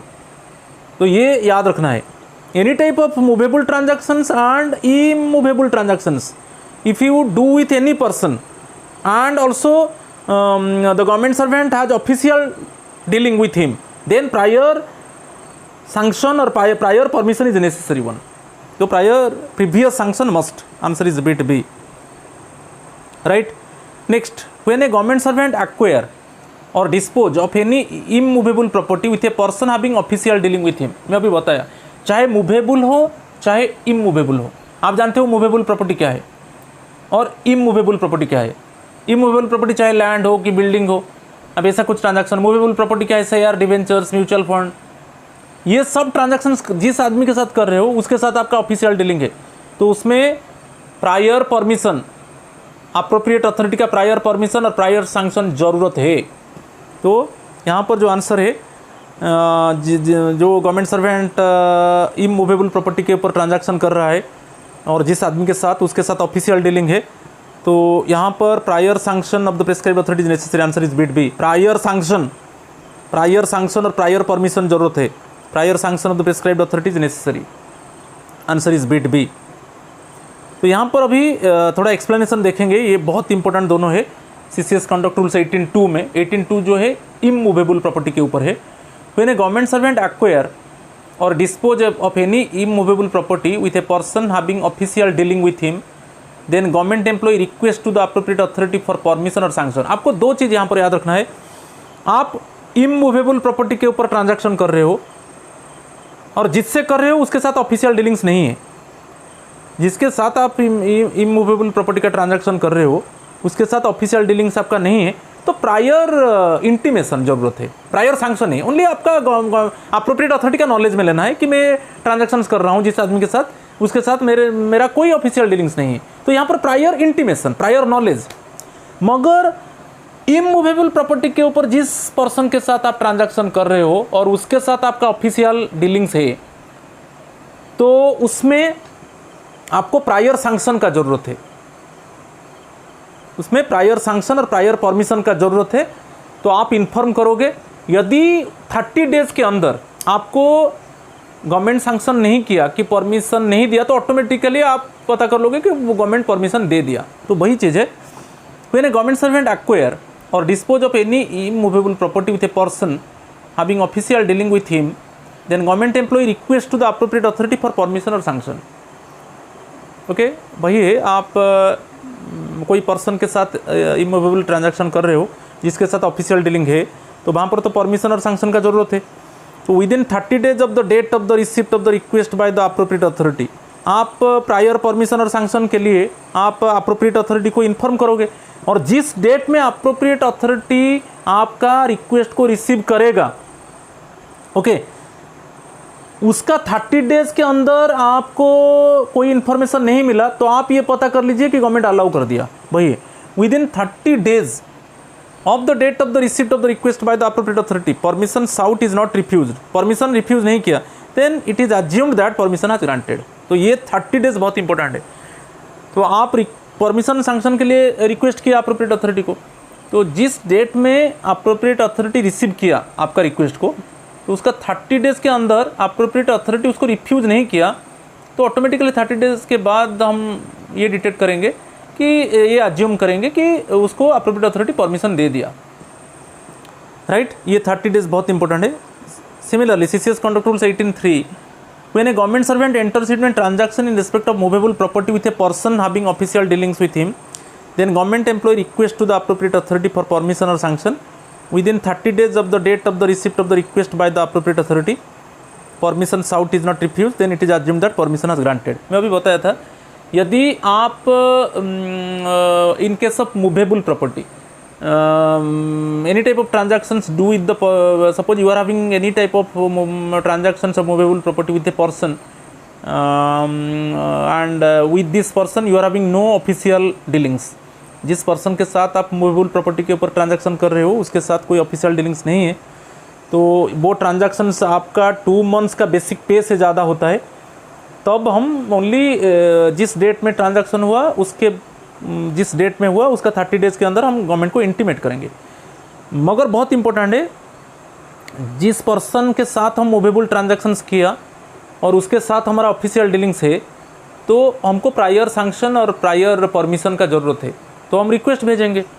तो जिस डेट में आप रिक्वेस्ट भेजेंगे, जिस डेट में अप्रोप्रिएट अथॉरिटी आपका रिक्वेस्ट को रिसीव किया उसका 30 डेज़ के अंदर अप्रोप्रिएट अथॉरिटी रिफ्यूज़ नहीं किया, तो automatically it is assumed that the appropriate authority has sanction, okay, has given permission. तो वही चीज़ है दोनों में, ये बहुत इंपॉर्टेंट दोनों है, राइट। अच्छा चलो क्वेश्चन नंबर 35 देखेंगे।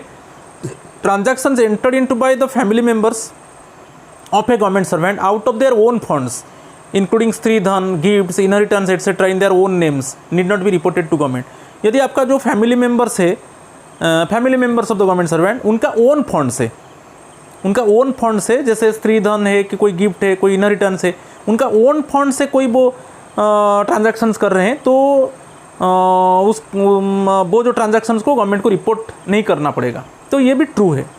ओके, यहाँ पर याद रखना है, कोई ट्रांजैक्शन गवर्नमेंट सर्वेंट खुद कर रहा है तो वो इन्फॉर्म करना पड़ेगा, मगर transactions entered into by the family members of the government servant out of their own funds, वो खुद का फंड्स है।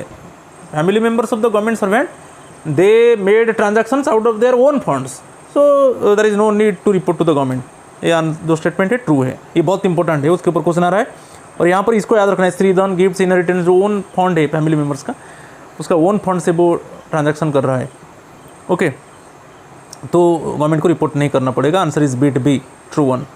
Next, it is necessary for the government servant to give intimation to the appropriate authority in regarding to the incur expenditure on repairs and minor additions to an immovable property with the estimate exceeding।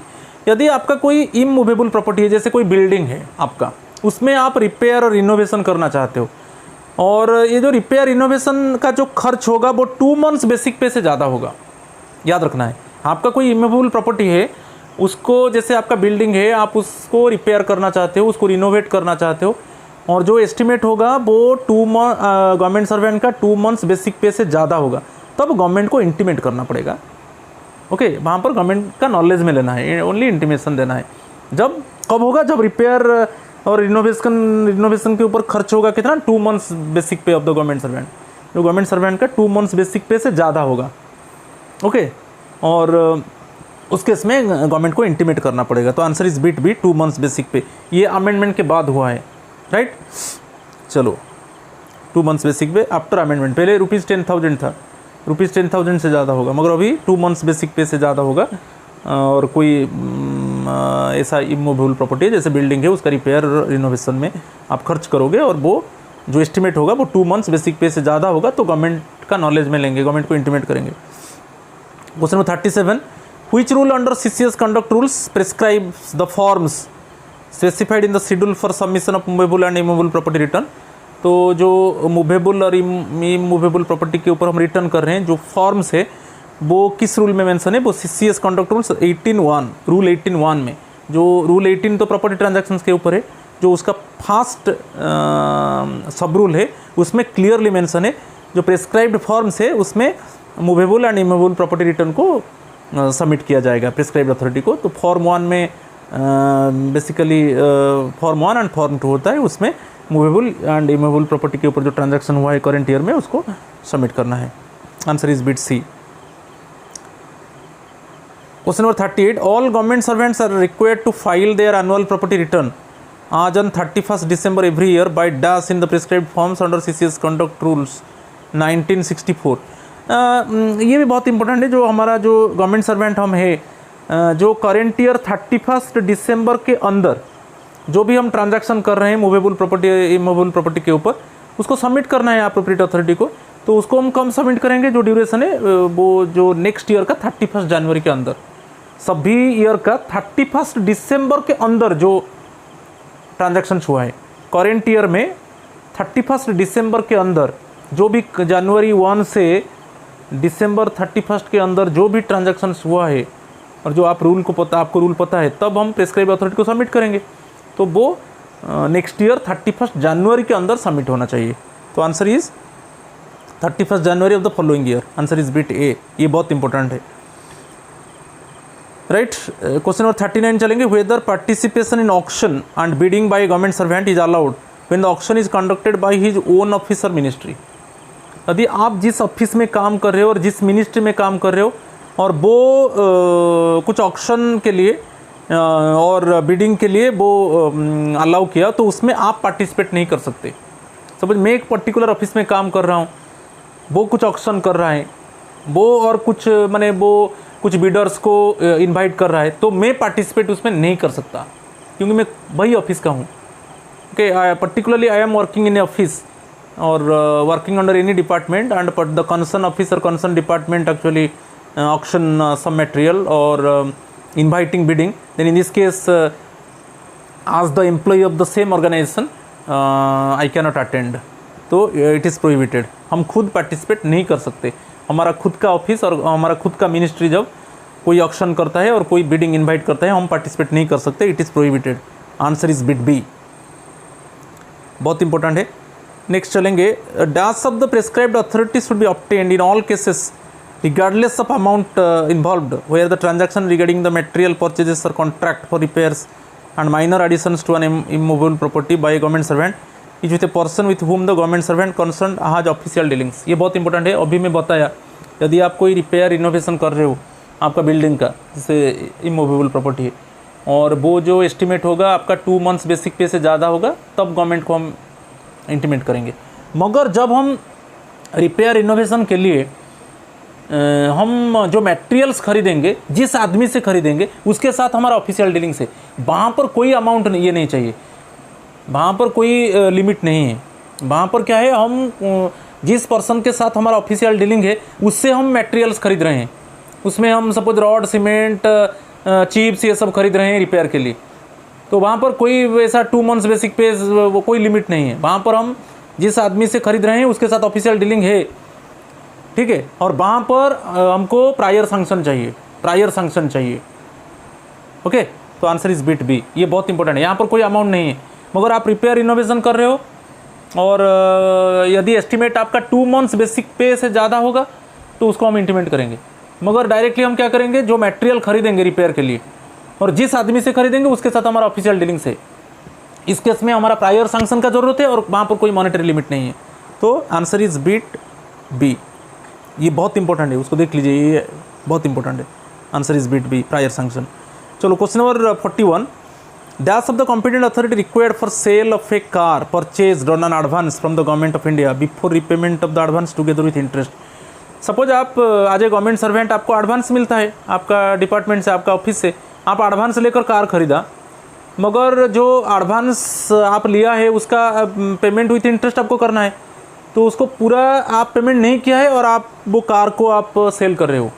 Advance लेकर आप car खरीदा, मगर जितना advance लिया है आप उसको payment नहीं किया अभी तक डिपार्टमेंट को की ऑफिस को विथ इंटरेस्ट, तो उसके पहले आप कार को सेल कर रहे हो, तो इसमें प्रायर सैंक्शन का जरूरत है, प्रायर परमिशन का जरूरत है। Answer is bit B, right, prior sanction और प्रायर परमिशन चाहिए। चलो question number 42, whether a government servant report to the prescribed authority for joining chit funds. Suppose आप चिट फंड्स में पार्टिसिपेट करना चाहते हो, क्या आपका प्रिस्क्राइब्ड अथॉरिटी को आपको इन्फॉर्म करना पड़ेगा? हाँ, इन्फॉर्म करना पड़ेगा, सभी समय नहीं। यदि आप चिट फंड के ऊपर जो अमाउंट इन्वेस्ट कर रहे हो वो 2 मंथ्स बेसिक पे से ज़्यादा होगा, मूवेबल प्रॉपर्टी में बताया रूल 18(3) में, जो आप चिट फंड में जो अमाउंट इन्वेस्ट कर रहे हो वो आपका 2 मंथ्स बेसिक पे से ज़्यादा होगा, तब हम अप्रोप्रिएट अथॉरिटी को इंटीमेट करेंगे। तो यहाँ पर आंसर बिट ए है, एस। मंथली और annual subscription exceeds the monetary limits prescribed in rule 18(3). जो प्रिस्क्राइब्ड लिमिटेड वो 2 मंथ्स बेसिक पे एक्सीड्स 2 मंथ्स बेसिक पे, जो एनुअल सब्सक्रिप्शन है चिट फंड के ऊपर, कि मंथली सब्सक्रिप्शन है चिट फंड के ऊपर आप इन्वेस्ट कर रहे हो और वो 2 मंथ्स बेसिक पे से ज़्यादा होगा, तब हमको क्या करना पड़ेगा ना, अप्रोप्रिएट अथॉरिटी को इंटीमेट करना पड़ेगा, रिपोर्ट करना पड़ेगा, राइट। आंसर इज बिट ए। यहाँ पर दिया है इफ मंथली और annual subscription exceeds the monetary limits prescribed in rule 18(3). और एक है @ में लिखा हूँ, previous sanction of the government would be necessary only if the government servant concerned has official dealings with the chit fund. जो आप यहाँ पर बहुत इंपॉर्टेंट है कि if the government servant concerned has official dealings with the chit fund. यदि आप official dealings कर रहे हो चिट फंड के साथ, आपका ऑफिशियल डीलिंग है चिट फंड के साथ, तब आपको प्रीवियस सैंक्शन चाहिए। अदरवाइज क्या है, आप चिट फंड के ऊपर ऐसे नॉर्मली इन्वेस्ट कर रहे हो, जो इन्वेस्टमेंट आपका 2 मंथ्स बेसिक पे से ज़्यादा होगा, तब आपको गवर्नमेंट का नॉलेज में लेना है। मगर आप जहाँ जिस चिट फंड में आप इन्वेस्ट कर रहे हो उसके साथ आपका ऑफिशियल डीलिंग है, वहाँ पर प्रीवियस सैंक्शन चाहिए, राइट। चलो क्वेश्चन नंबर 43, इसके पहले please my friends, again I request you, please subscribe my channel Asit Government Rule Guru, so that you can get notifications in subsequent time. You can get some good videos in postering time. Please subscribe me, please subscribe my channel Asit Government Rule Guru. चलो question number 43, whether a government servant report to the prescribed authority for fixed deposits. अच्छा, आप fix deposits जैसा आप किया है, क्या आप prescribed authority को इन्फॉर्म करोगे? हाँ, यदि आपका फिक्स डिपॉजिट वही रूल 18(3) जो है, आपका fix deposit amount 2 months basic पे से ज़्यादा होगा, तब आपको अप्रोप्रिएट अथॉरिटी को इन्फॉर्म करना है। यहाँ पर दिया है as if it exceeds the monetary limits prescribed in rule 18(3). Answer is bit A, क्योंकि रूल 18(3) में और जो फिक्स डिपॉजिट आता है वो मूवेबल प्रॉपर्टी में आता है, तो रूल 18(3) है मूवेबल प्रॉपर्टी के ऊपर।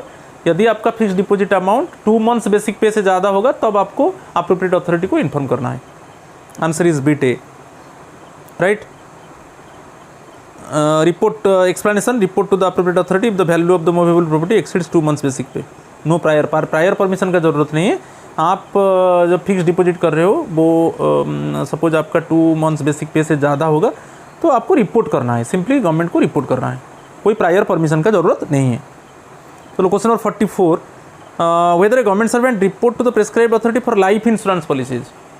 यदि आप लाइफ इंश्योरेंस पॉलिसी में इन्वेस्ट कर रहे हो, लाइफ इंश्योरेंस पॉलिसीज भी मूवेबल प्रॉपर्टी में आता है। इसके बाद मैं पूरा डिस्कस करूंगा जो प्रॉपर्टी का जो रूल्स है। लाइफ इंश्योरेंस के ऊपर जो प्रीमियम आप दे रहे हो, मंथली की, क्वार्टरली की, हाफ ईयरली की, ईयरली, लाइफ इंश्योरेंस के ऊपर, वो भी मूवेबल प्रॉपर्टी में आता है, तो यहाँ पर वही रूल लागू होगा। यदि आपका जो प्रीमियम है, जो एनुअल प्रीमियम है, वो 2 months बेसिक पे से ज़्यादा होगा। यदि एनुअल प्रीमियम 2 months बेसिक पे से ज़्यादा होगा, तब हम गवर्नमेंट को रिपोर्ट करेंगे, नहीं तो नहीं।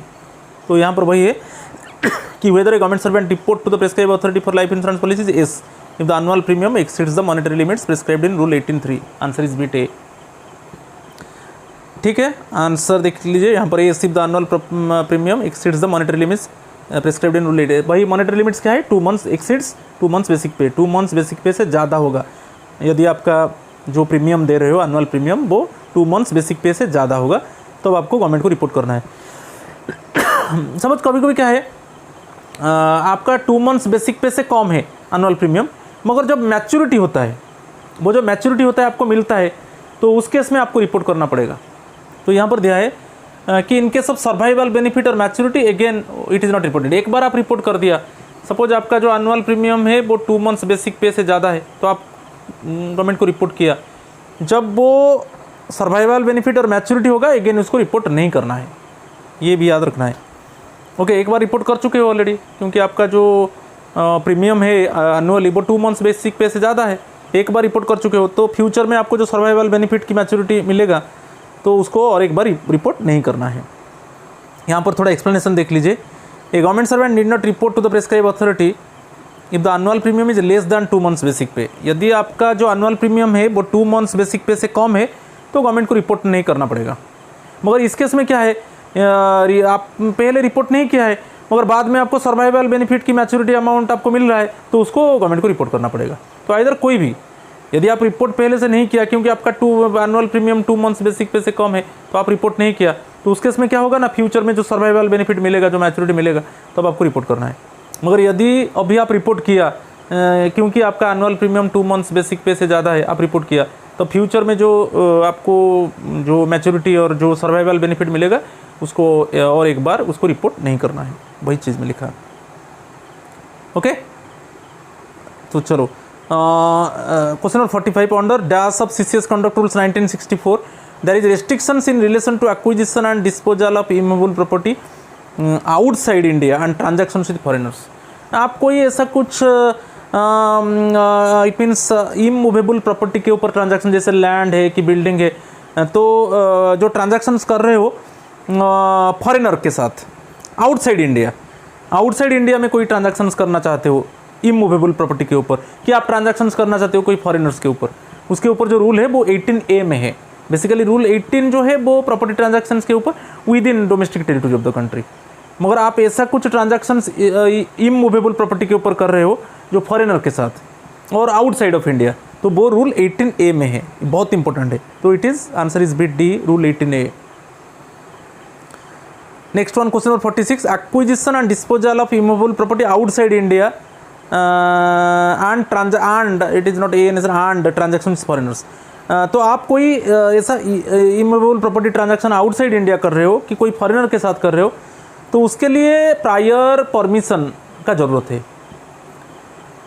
ओके, आउटसाइड इंडिया में आप कोई इमूवेबल प्रॉपर्टी के ऊपर ट्रांजैक्शन कर रहे हो, आउटसाइड इंडिया में आप लैंड करना चाहते हो, in foreign country want to purchase land, the government servant want to purchase land, कि वांट टू परचेज बिल्डिंग, कि suppose any transaction with foreigners, then in this case prior permission का जरूरत है, प्रायर सैंक्शन का जरूरत है।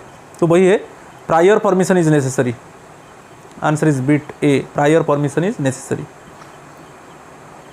Question number 47, what is the time limit for grant of permission related to transactions in immovable property outside India और with foreigners. अभी मैं discuss किया, यदि आप कोई इमूवेबल प्रॉपर्टी के ऊपर ट्रांजैक्शन करोगे फॉरेनर के साथ कि आउटसाइड इंडिया में, तो आपको प्रायर परमिशन लेना है। तो आप रिक्वेस्ट भेजोगे अप्रोप्रिएट अथॉरिटी को, तो जिस डेट में आपका रिक्वेस्ट रिसीव करेगा अप्रोप्रिएट अथॉरिटी, उसका 60 डेज के अंदर वो रिफ्यूज़ नहीं किया, तो automatically it is assumed that the appropriate authority has given permission. Okay, समझ में आ रहा है कि नहीं? 60 डेज आंसर है, बिट डी 60 डेज।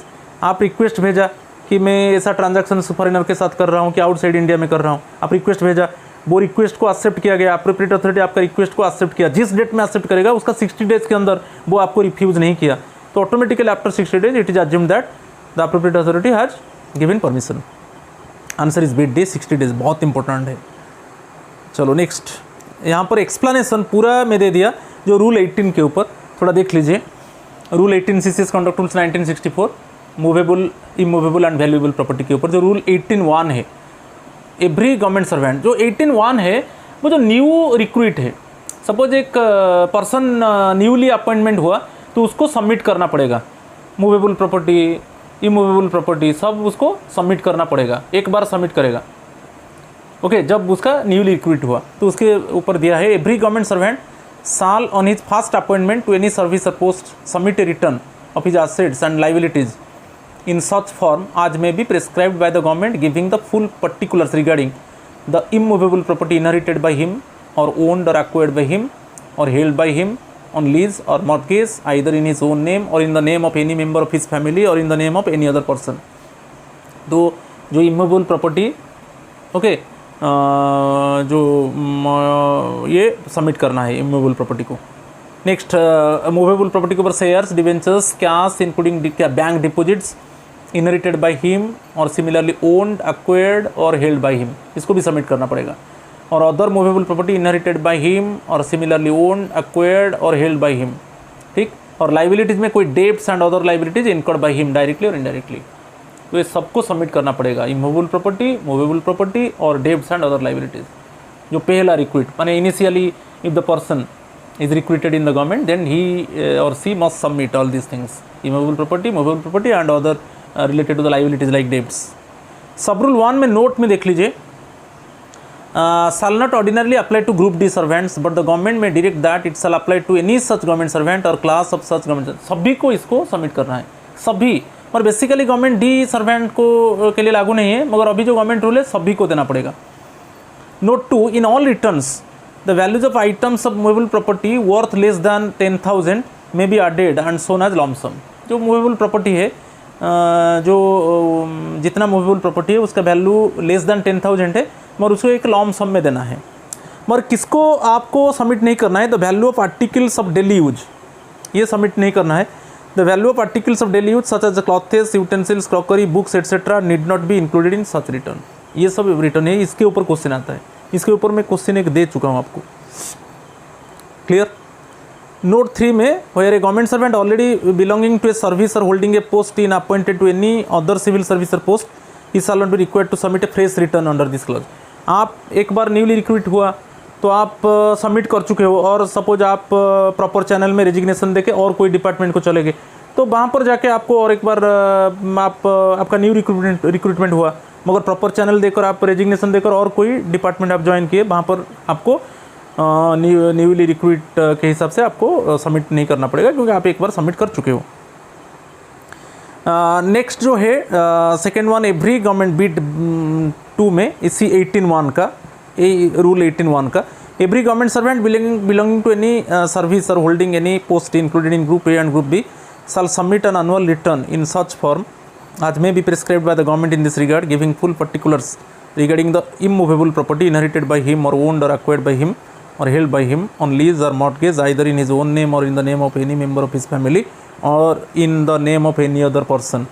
तो यहाँ पर जो है एक प्रेस्क्राइब्ड फॉर्म है, तो प्रेस्क्राइब ये जो जो 18(1) का जो सब रूल II जो बता रहा है कि प्रेस्क्राइब्ड फॉर्म है, फॉर्म में हमको सबमिट करना है।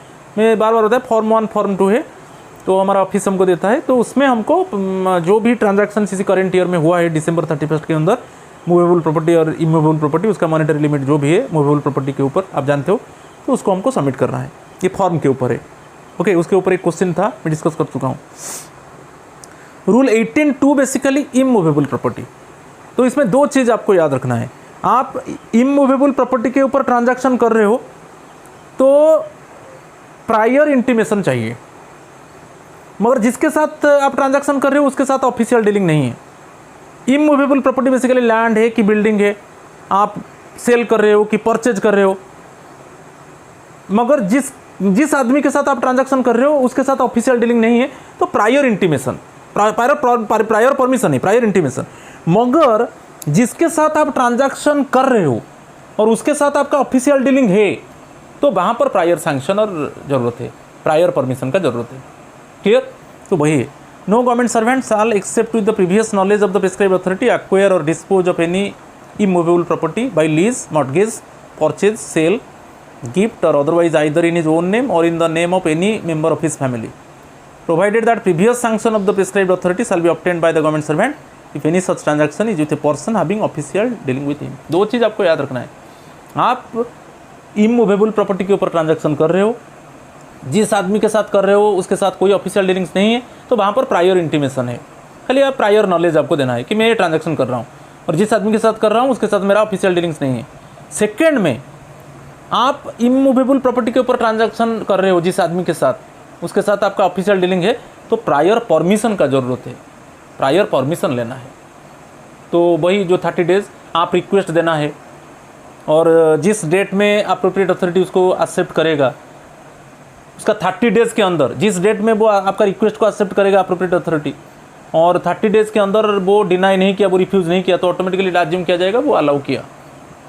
समझ में आ रहा है? तो ये है 18(2) हो गया। 18(3) मूवेबल प्रॉपर्टी के ऊपर मैं बता चुका हूँ।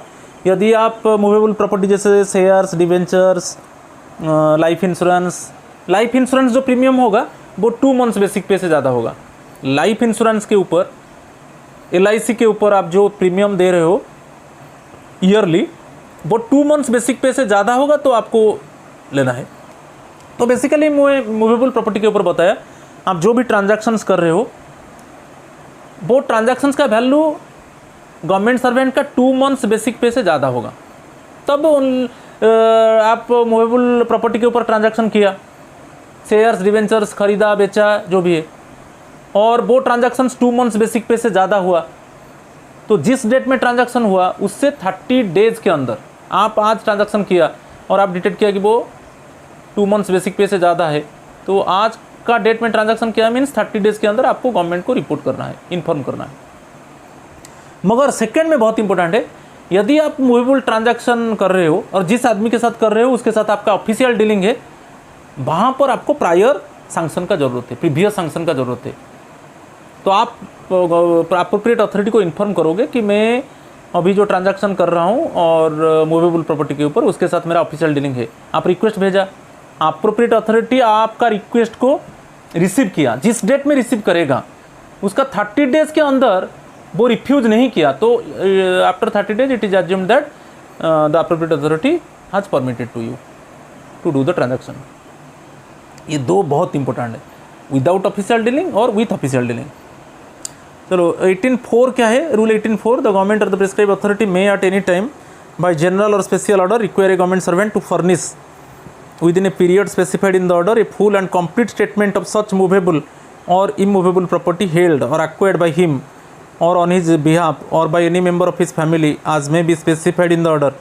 Such statements shall, if so required by the government, or by the prescribed authority include the details of the means by which or the source from which such property was acquired, इसको submit करना होगा। Rule 18(4) बोल रहा है कि आपको timely, जैसे जो दिसंबर 31 के अंदर, जो करेंट ईयर में दिसंबर 31 के अंदर जो भी न्यू ट्रांजैक्शंस किया मूवेबल और रिमूवेबल प्रॉपर्टी और जो लिमिट है किया, तो आपको नेक्स्ट ईयर जनवरी 31 के अंदर उसको रिपोर्ट करना है।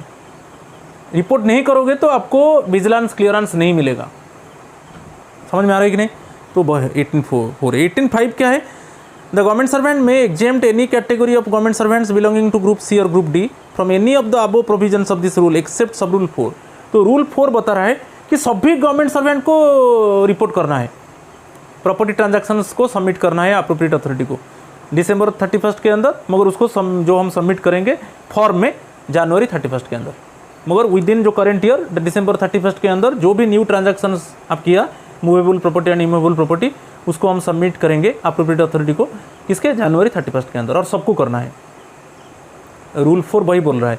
अदर जो रूल 1, 2, 3 में आप देखा उसमें एग्जेम्प्ट किया जा सकता है, मगर एग्जेम्प्ट कौन करेगा ना? No such exemption shall however be made without concurrence of the cabinet secretariat department of personnel, right. तो ये बहुत इंपॉर्टेंट है, उसको देख लीजिए। मूवेबल प्रॉपर्टी में क्या क्या आएगा देख लीजिए। Jewellery, insurance policies, annual premium. Insurance policies जो है वो जो एनुअल प्रीमियम होगा वो 2 मंथ्स बेसिक पे से ज़्यादा होगा गवर्नमेंट सर्वेंट का। Shares, securities and debentures, all loans whether secured और नॉट, एडवांस और taken by the government servant, ये भी मूवेबल प्रॉपर्टी में होगा। मोटर कार्स, मोटरसाइकिल्स, हॉर्सेस और any other means of conveyance, ये भी मूवेबल प्रॉपर्टी होगा। Refrigerators, radios, radiograms and television sets.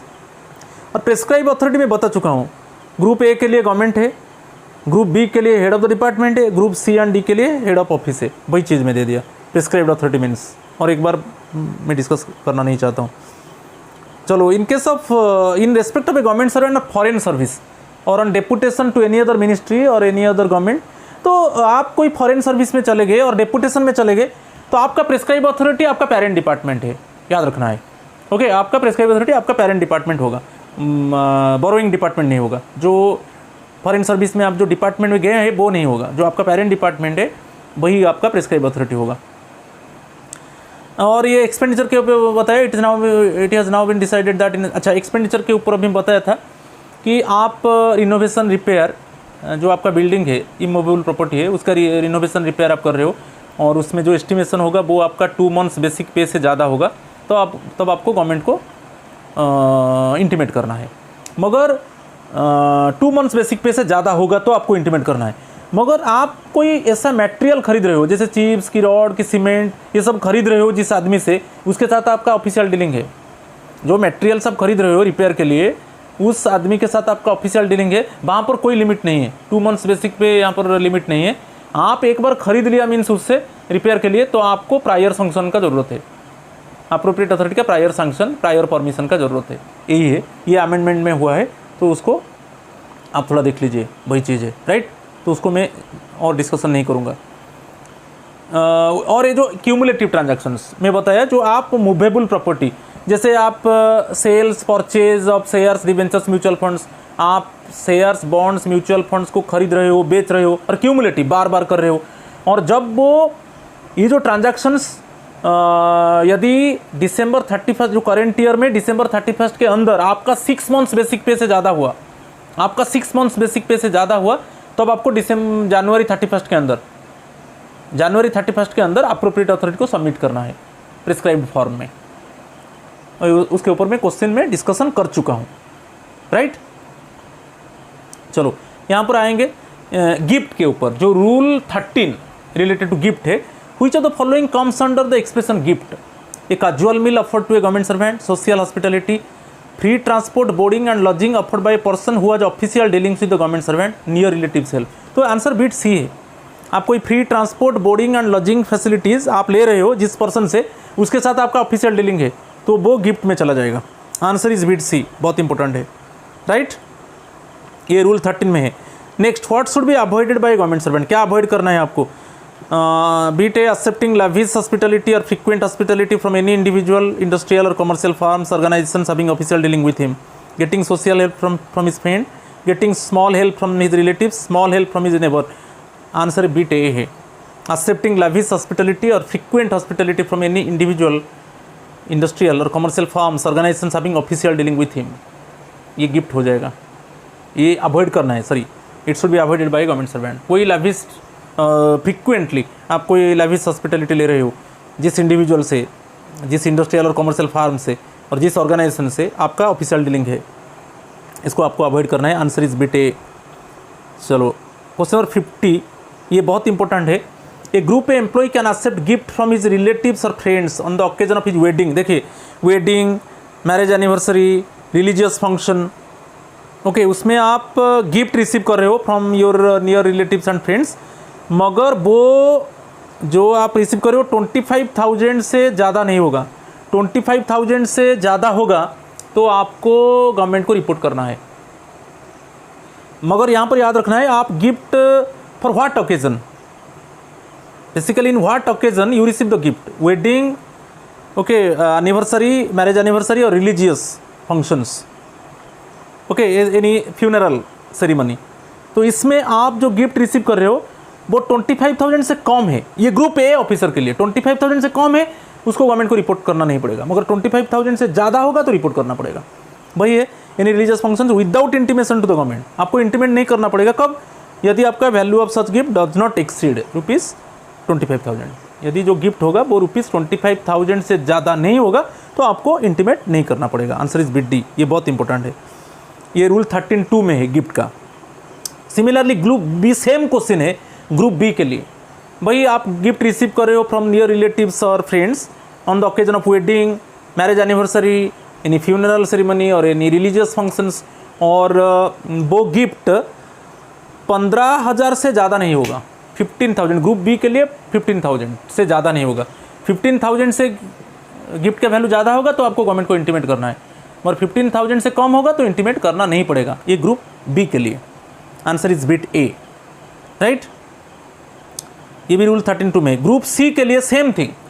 ये जो 52 क्वेश्चन है ग्रुप सी के लिए, भाई आप वेडिंग, मैरिज एनिवर्सरी और एनी रिलीजियस फंक्शन और एनी फ्यूनरल सेरेमनी में आप गिफ्ट रिसीव कर रहे हो from your near relatives and friends, and वो जो गिफ्ट होगा वो 7,500 से कम होगा। ग्रुप सी के लिए 7,500 से कम होगा तब आपको गवर्नमेंट को इंटीमेट नहीं करना पड़ेगा। मगर गिफ्ट का वैल्यू 7,500 से ज़्यादा होगा, रिपोर्ट करना पड़ेगा। तो तीन चीज़, ग्रुप ए के लिए 25,000 से ज़्यादा होगा, रिपोर्ट करना पड़ेगा। ग्रुप बी के लिए 15,000 से ज़्यादा होगा, रिपोर्ट करना पड़ेगा। और ग्रुप सी के लिए 7,500 से ज़्यादा होगा तो रिपोर्ट करना पड़ेगा, इंटीमेट करना पड़ेगा, नहीं तो नहीं है। चलो, ये आंसर इज बिट सी 52। चलो यहाँ पर 53, normal gift. A government servant of group A and B shall not accept any gift without the sanction of the government if the value there. तो छोड़ दीजिए, अदर ये नॉर्मल गिफ्ट है, वहाँ पर तो हो गया wedding, marriage ceremony, religious function, ये सब हो गया। अदरवाइज जो नॉर्मली है, group A and B officers कोई ऐसे गिफ्ट ले रहे हैं, उसका वैल्यू 5,000 से कम होगा तो उसको इंटीमेट करना नहीं पड़ेगा, except weddings, marriage anniversary, funeral ceremony और रिलीजियस फंक्शन। उसके अलावा जो गिफ्ट मिल रहा है वो 5,000 से कम होगा ग्रुप ए बी के लिए, ग्रुप ए एंड बी के लिए, तो रिपोर्ट उसको करना नहीं पड़ेगा। मगर गिफ्ट का वैल्यू मोर देन 5,000 होगा तो रिपोर्ट करना पड़ेगा। तो आंसर इज बिट ए। ये आफ्टर अमेंडमेंट के बाद हुआ है। Answer is bit A. ये रूल 13(3) में है। ये जो गिफ्ट होगा except weddings, marriage anniversary, religious functions, funeral ceremony. Next 54, a government servant, ये ग्रुप सी एंड डी के लिए। तो ग्रुप एंड सी ऐसे नॉर्मल गिफ्ट वो रिसीव कर रहे हैं, जब उसका वैल्यू 2,000 से कम होगा तो उसको रिपोर्ट करना नहीं पड़ेगा। मगर गिफ्ट 2,000 से ज़्यादा होगा तो रिपोर्ट करना पड़ेगा। मगर वहाँ पर वही except weddings, marriage anniversary, funeral ceremony और रिलीजियस फंक्शन, इसके अलावा जो गिफ्ट मिल रहा है वो 2,000 से कम होगा तो group C and D employees they do not, there is no need to intimate to the government. यदि 2,000 से ज़्यादा होगा तो इंटीमेट करना पड़ेगा। तो आंसर बिट डी। एक्सप्लेनेशन वही है, ये देखिए गिफ्ट के ऊपर जो 13(1) है, save as provided in these rules, no government servant shall accept or permit any member of his family or any other persons acting on his behalf to accept any gift। तो gift का explanation दिया है, the expression gift shall include free transport, boarding, lodging or other service or any other pecuniary means monetary advantage when provided by any person other than a near relative or personal friend having no official dealings with the government servant. यहाँ पर आप जो explanation में है, आप ऐसा कोई gift ले रहे हो जिस आदमी के साथ आपका ऑफिशियल डीलिंग नहीं है, फिर भी आप फ्रीक्वेंटली उससे बोर्डिंग, लॉजिंग फैसिलिटीज़ ले रहे हो, और कोई मॉनेटरी एडवांटेज ले रहे हो, मगर उस आदमी के साथ आपका ऑफिशियल डीलिंग्स नहीं है, मगर फिर भी आप ले रहे हो, मगर वो आपका नियर रिलेटिव की नियर फ्रेंड नहीं है, वो आपका फ्रेंड नहीं है कि रिलेटिव्स नहीं है। एक आदमी, उसके साथ आपका ऑफिशियल डीलिंग्स नहीं है, ऑफिशियल डीलिंग्स नहीं है, मगर वो आपका फ्रेंड नहीं है कि रिलेटिव्स नहीं है, मगर आप उससे फ्रिक्वेंटली बोर्डिंग लॉजिंग और कोई मॉनेटरी एडवांटेज ले रहे हो, वो भी गिफ्ट में चला जाएगा। और एक है यहाँ पर देख लीजिए, कोई कैजुअल मील, ये बहुत इंपॉर्टेंट, बार बार क्वेश्चन आए हैं, कैजुअल मील, लिफ्ट और other social hospitality shall not be deemed to a gift. यदि कैजुअली आप कोई सपोज आप मील है, कोई आपको सपोज प्रोवाइड किया मील, कि आप कोई एनी लिफ्ट और सोशल हॉस्पिटलिटी दिया कैजुअली, ये गिफ्ट में नहीं जाएगा। और यहाँ पर दिया है जिस ऑर्गेनाइजेशन, जिस इंस्टीट्यूशन, जिस पर्सन के साथ आपका ऑफिशियल डीलिंग है और उनसे आप लाभिश ट्रीटमेंट ले रहे हो, ओके, तो वो गिफ्ट में चला जाएगा। तो यहाँ पर दिया है, देखिए रूल नोट 2 में, a government servant should avoid accepting lavish hospitality or frequent hospitality from any individual, industrial or commercial firms, organizations etc. having official dealings with him। ये बहुत इंपॉर्टेंट है। ऑन ओकेजन्स, ये हमें बता चुका हूँ, ओकेजन्स वेडिंग एनिवर्सरी इसके ऊपर मैं बता चुका हूँ, तो और बताना नहीं चाहता हूँ। इसका जो लिमिट दिया है ग्रुप ए पोस्ट में, वेडिंग एनिवर्सरी, वेडिंग है क्या, मैरिज एनिवर्सरी है कि फ्यूनरल फंक्शन है कि रिलीजियस फंक्शन है, ग्रुप ए ऑफिसर जब जो गिफ्ट रिसीव करेगा near relatives and friends and it is rupees more than 25,000 तो गवर्नमेंट को रिपोर्ट करना पड़ेगा, लेस दैन 25,000 में रिपोर्ट करना नहीं पड़ेगा। वैसे ही ग्रुप बी पोस्ट के लिए रुपीज़ 15,000 से कम होगा तो रिपोर्ट करना नहीं पड़ेगा, मगर रुपीज़ 15,000 से ज़्यादा होगा तो रिपोर्ट करना पड़ेगा। और ग्रुप सी पोस्ट को वही 7,500, 7,500 से कम होगा तो अप्रोप्रिएट अथॉरिटी को रिपोर्ट नहीं करना पड़ेगा, मगर ज़्यादा होगा तो अप्रोप्रिएट अथॉरिटी को रिपोर्ट करना पड़ेगा, राइट। तो ग्रुप ए पोस्ट के लिए अप्रोप्रिएट अथॉरिटी गवर्नमेंट है, ग्रुप बी पोस्ट के लिए appropriate authority head of the department है, ग्रुप सी के लिए हेड ऑफ द ऑफिस है। और यहाँ पर जो है इसके अलावा जो गिफ्ट आपको मिलेगा, ग्रुप ए एंड बी के लिए लेस दैन 5,000 है तो आपको रिपोर्ट नहीं करना पड़ेगा अप्रोप्रिएट अथॉरिटी को, और ग्रुप सी एंड डी के लिए बोथ लेस दैन 2,000 है तो रिपोर्ट नहीं करना पड़ेगा। तो ये 13(3) में है, जो गिफ्ट जो रूल 13 है ये 13(3) में मेंशन है, राइट। चलो, नॉट 13(4) जो है, notwithstanding anything contained in sub rule 2 and 3, a government servant being a member of the Indian delegation or otherwise may receive and return gifts from foreign dignitaries in accordance with the provisions of the foreign contribution।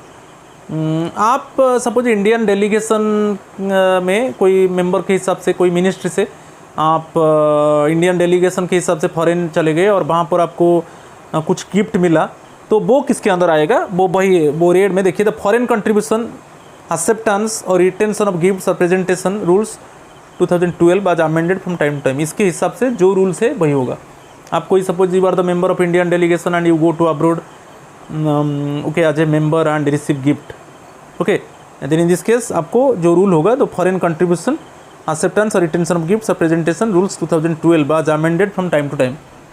और यहाँ पर है जब आप gift receive करोगे, यहाँ पर where any foreign contribution by way of gift or presentation is made to a member of any Indian delegation, such person shall within a period of 30 days of the receipt of such gift or presentation furnish the following information in writing to the secretary to the government of India in the ministry or the department that has sponsored the program।